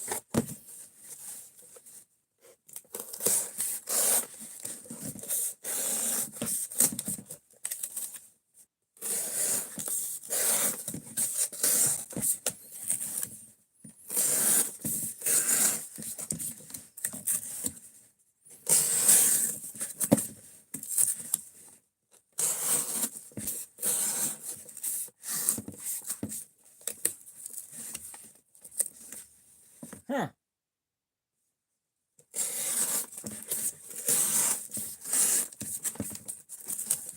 Yeah, Twitch is a place I'm not too familiar with. Like, I've only got Twitch to watch my one friend on streams, and I haven't done that in forever because of my work schedule. So yeah.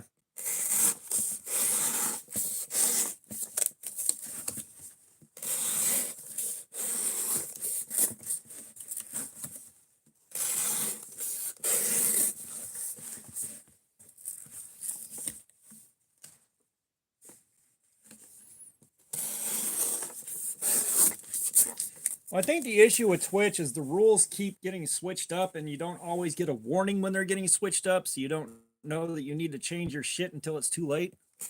At least from what I've seen online with, watching news outlets that report on stuff that happens on Twitch. Hey, fucking banana bread.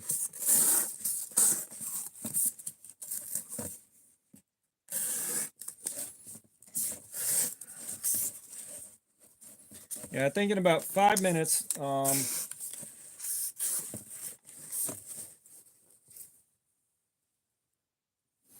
yeah, in about 5 minutes here, we're going to strop this thing up, and then I'm going to start closing things down because this is numb, this is raw, and my back is killing me.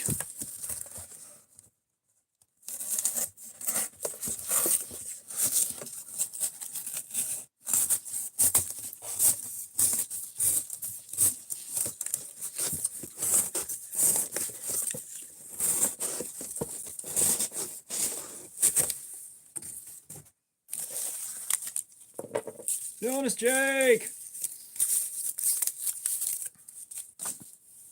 Yeah, you got your hands on that GBDB yet? I think you said you did, but I could be wrong.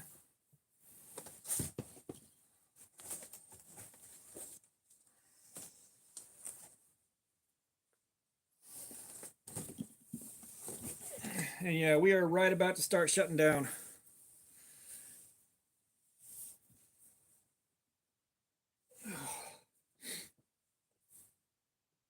but I'm going to take me a couple minutes here. And then we're going to strop the knife up and see what kind of edge we can put back on it. Where does the edge sit now? I'm entirely sure the strop will take it back to better than factory. Oh yeah. So I can feel several spots in there where the edge is definitely worn.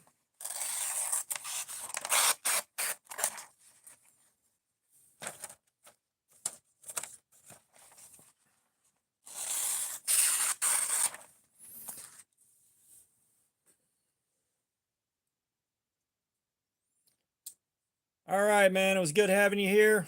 Hopefully I'll see you on the next one, and I'll let you guys know when that's coming up. Yeah, I'm gonna go ahead and strop this thing up and just wrap everything up because I am also quite shot.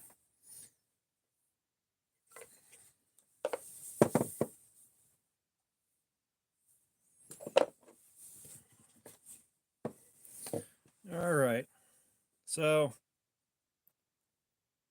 I think we can agree the edge ain't all that shiny anymore, except up at the very tip that didn't get much use.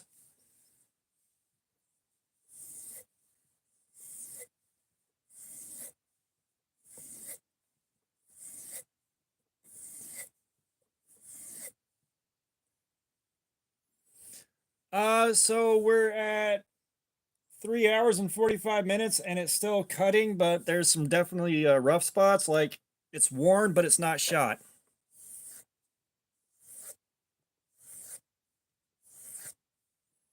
I'm actually in the process of wrapping everything up right now.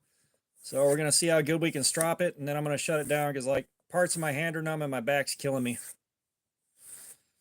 So that means it's officially time to wrap up.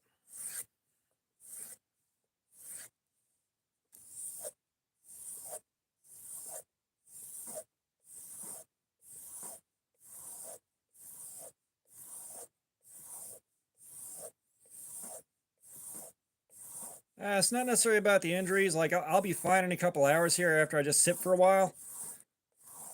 It's just it's hitting the point where it's painful and I'm tired. And I also had to get up at 2 a.m. or I had to get up at midnight to be at work at 2 a.m. this morning.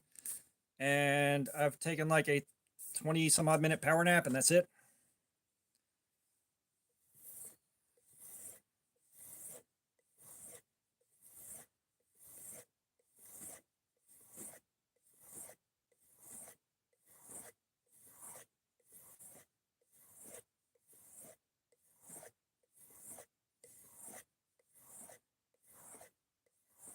And I don't go back to work until 4 p.m. tomorrow, so I've got to stay up stupid fucking late before I can load up on meds and crash.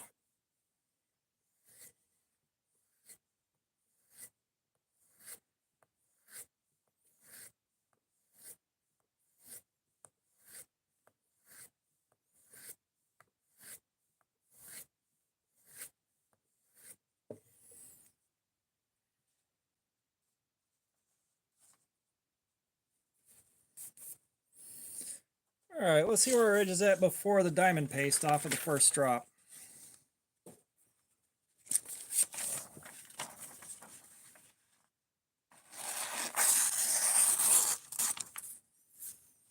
Yeah, just basic buffing compound on a strop makes a huge difference, but that diamond paste, oh boy.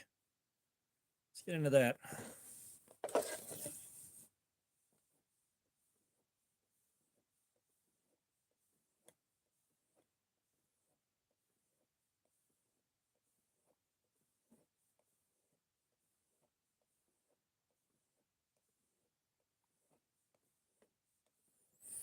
So they do sell diamond paste on Amazon.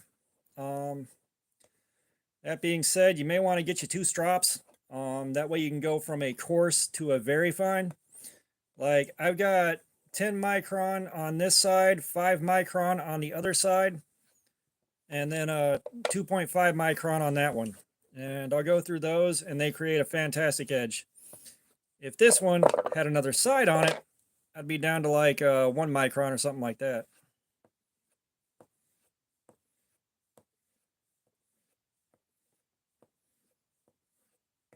All right, Fook, man, be good. Not sure when next time is exactly, but I'll figure it out.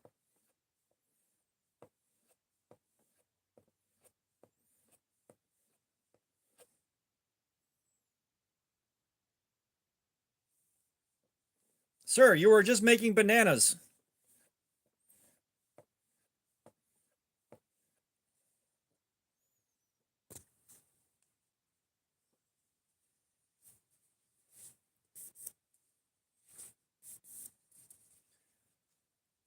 See, he's going to come back and he's going to say, instead of bread, I just use more bananas.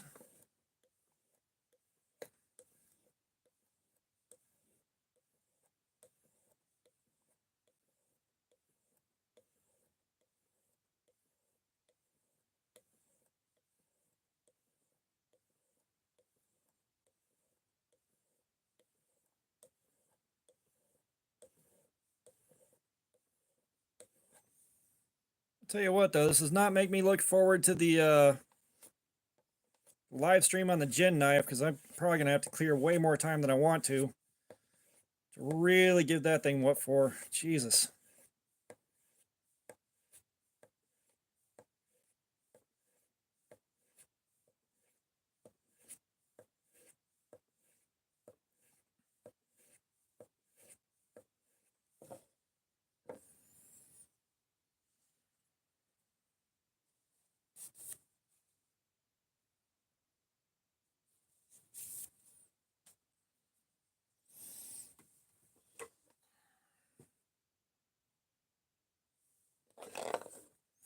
So I can still see a little bit of factory edge. I can see some of the factory grind still on here, but this thing is still way shinier than it was when we started.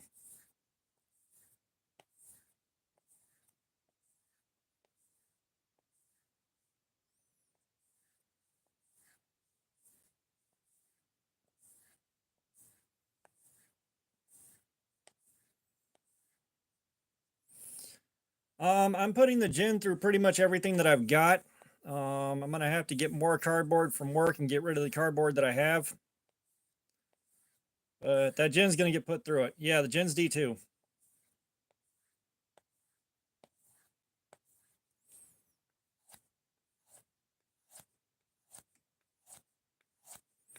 You know, I said it before, those guys were really cool and they sent me that thing to check out. I'd love to say that you know, the videos that I did so far have gotten a lot more views than they did, but it is what it is. I'm at least going to do them the service of like really going in on Cardboard Slayer until I just can't anymore.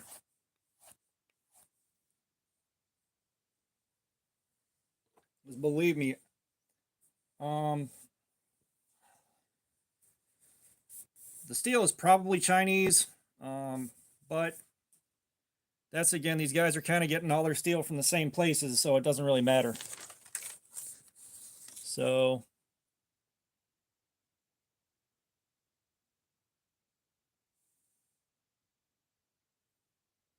yeah, the edge is a good bit shinier when we started, but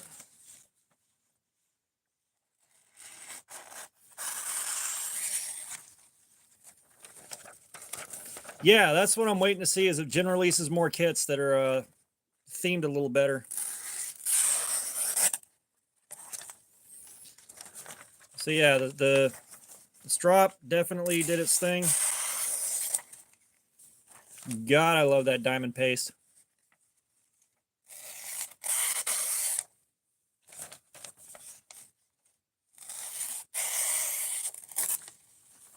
Let's see, can we shave?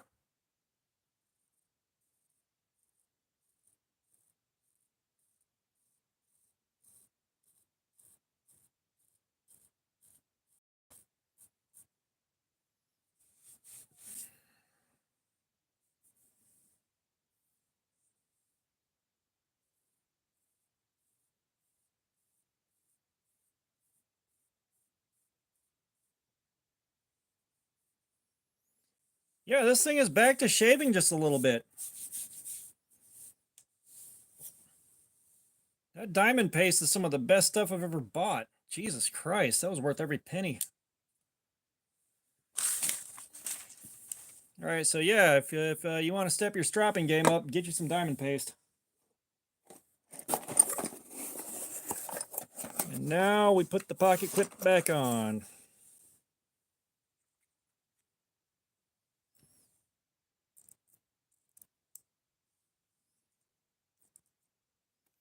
That is the correct bit driver.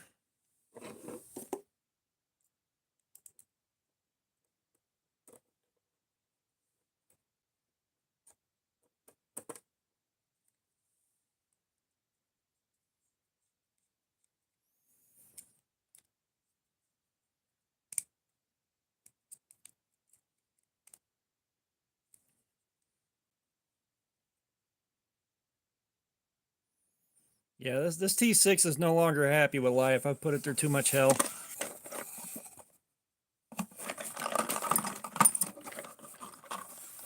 No. So the first gen CEO is tip down carry. The flipper tab CEO is tip up carry.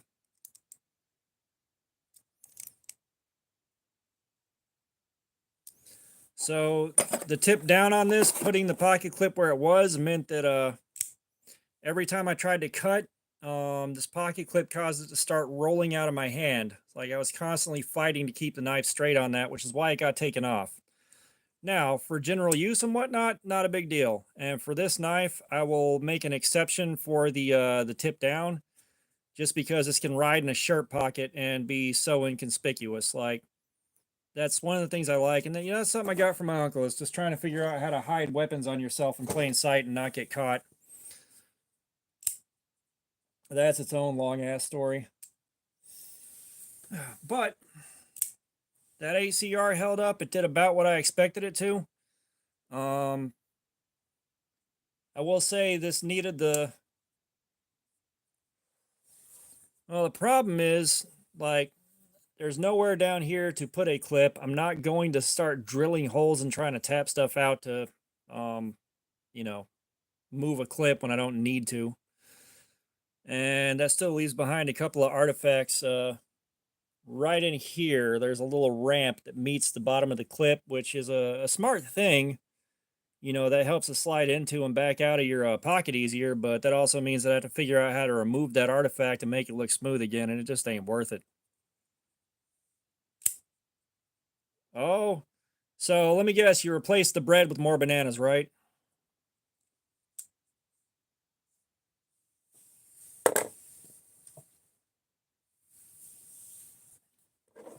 You know what we haven't done? Let's get some of the difficult to cut notebook paper and see how the edge likes that.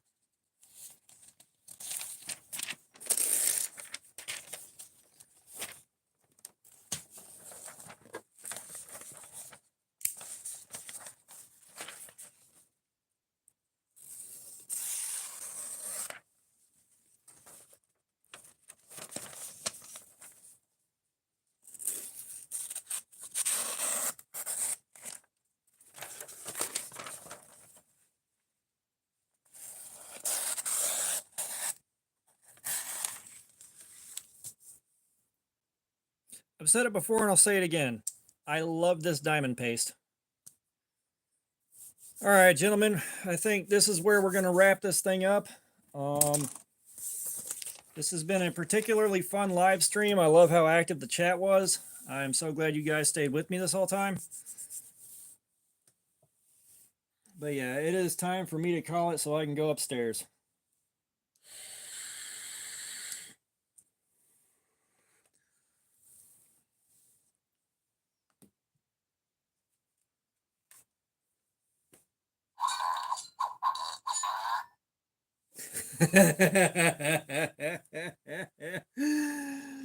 All right, knock off. Enjoy that banana bread, dude. Yeah, have a good night, Jake. Have a good night, me with knives. Have a good night, everybody. Sergio, have a good night, man. And I'll let you know ahead of time when the next one's coming. All right. Signing out.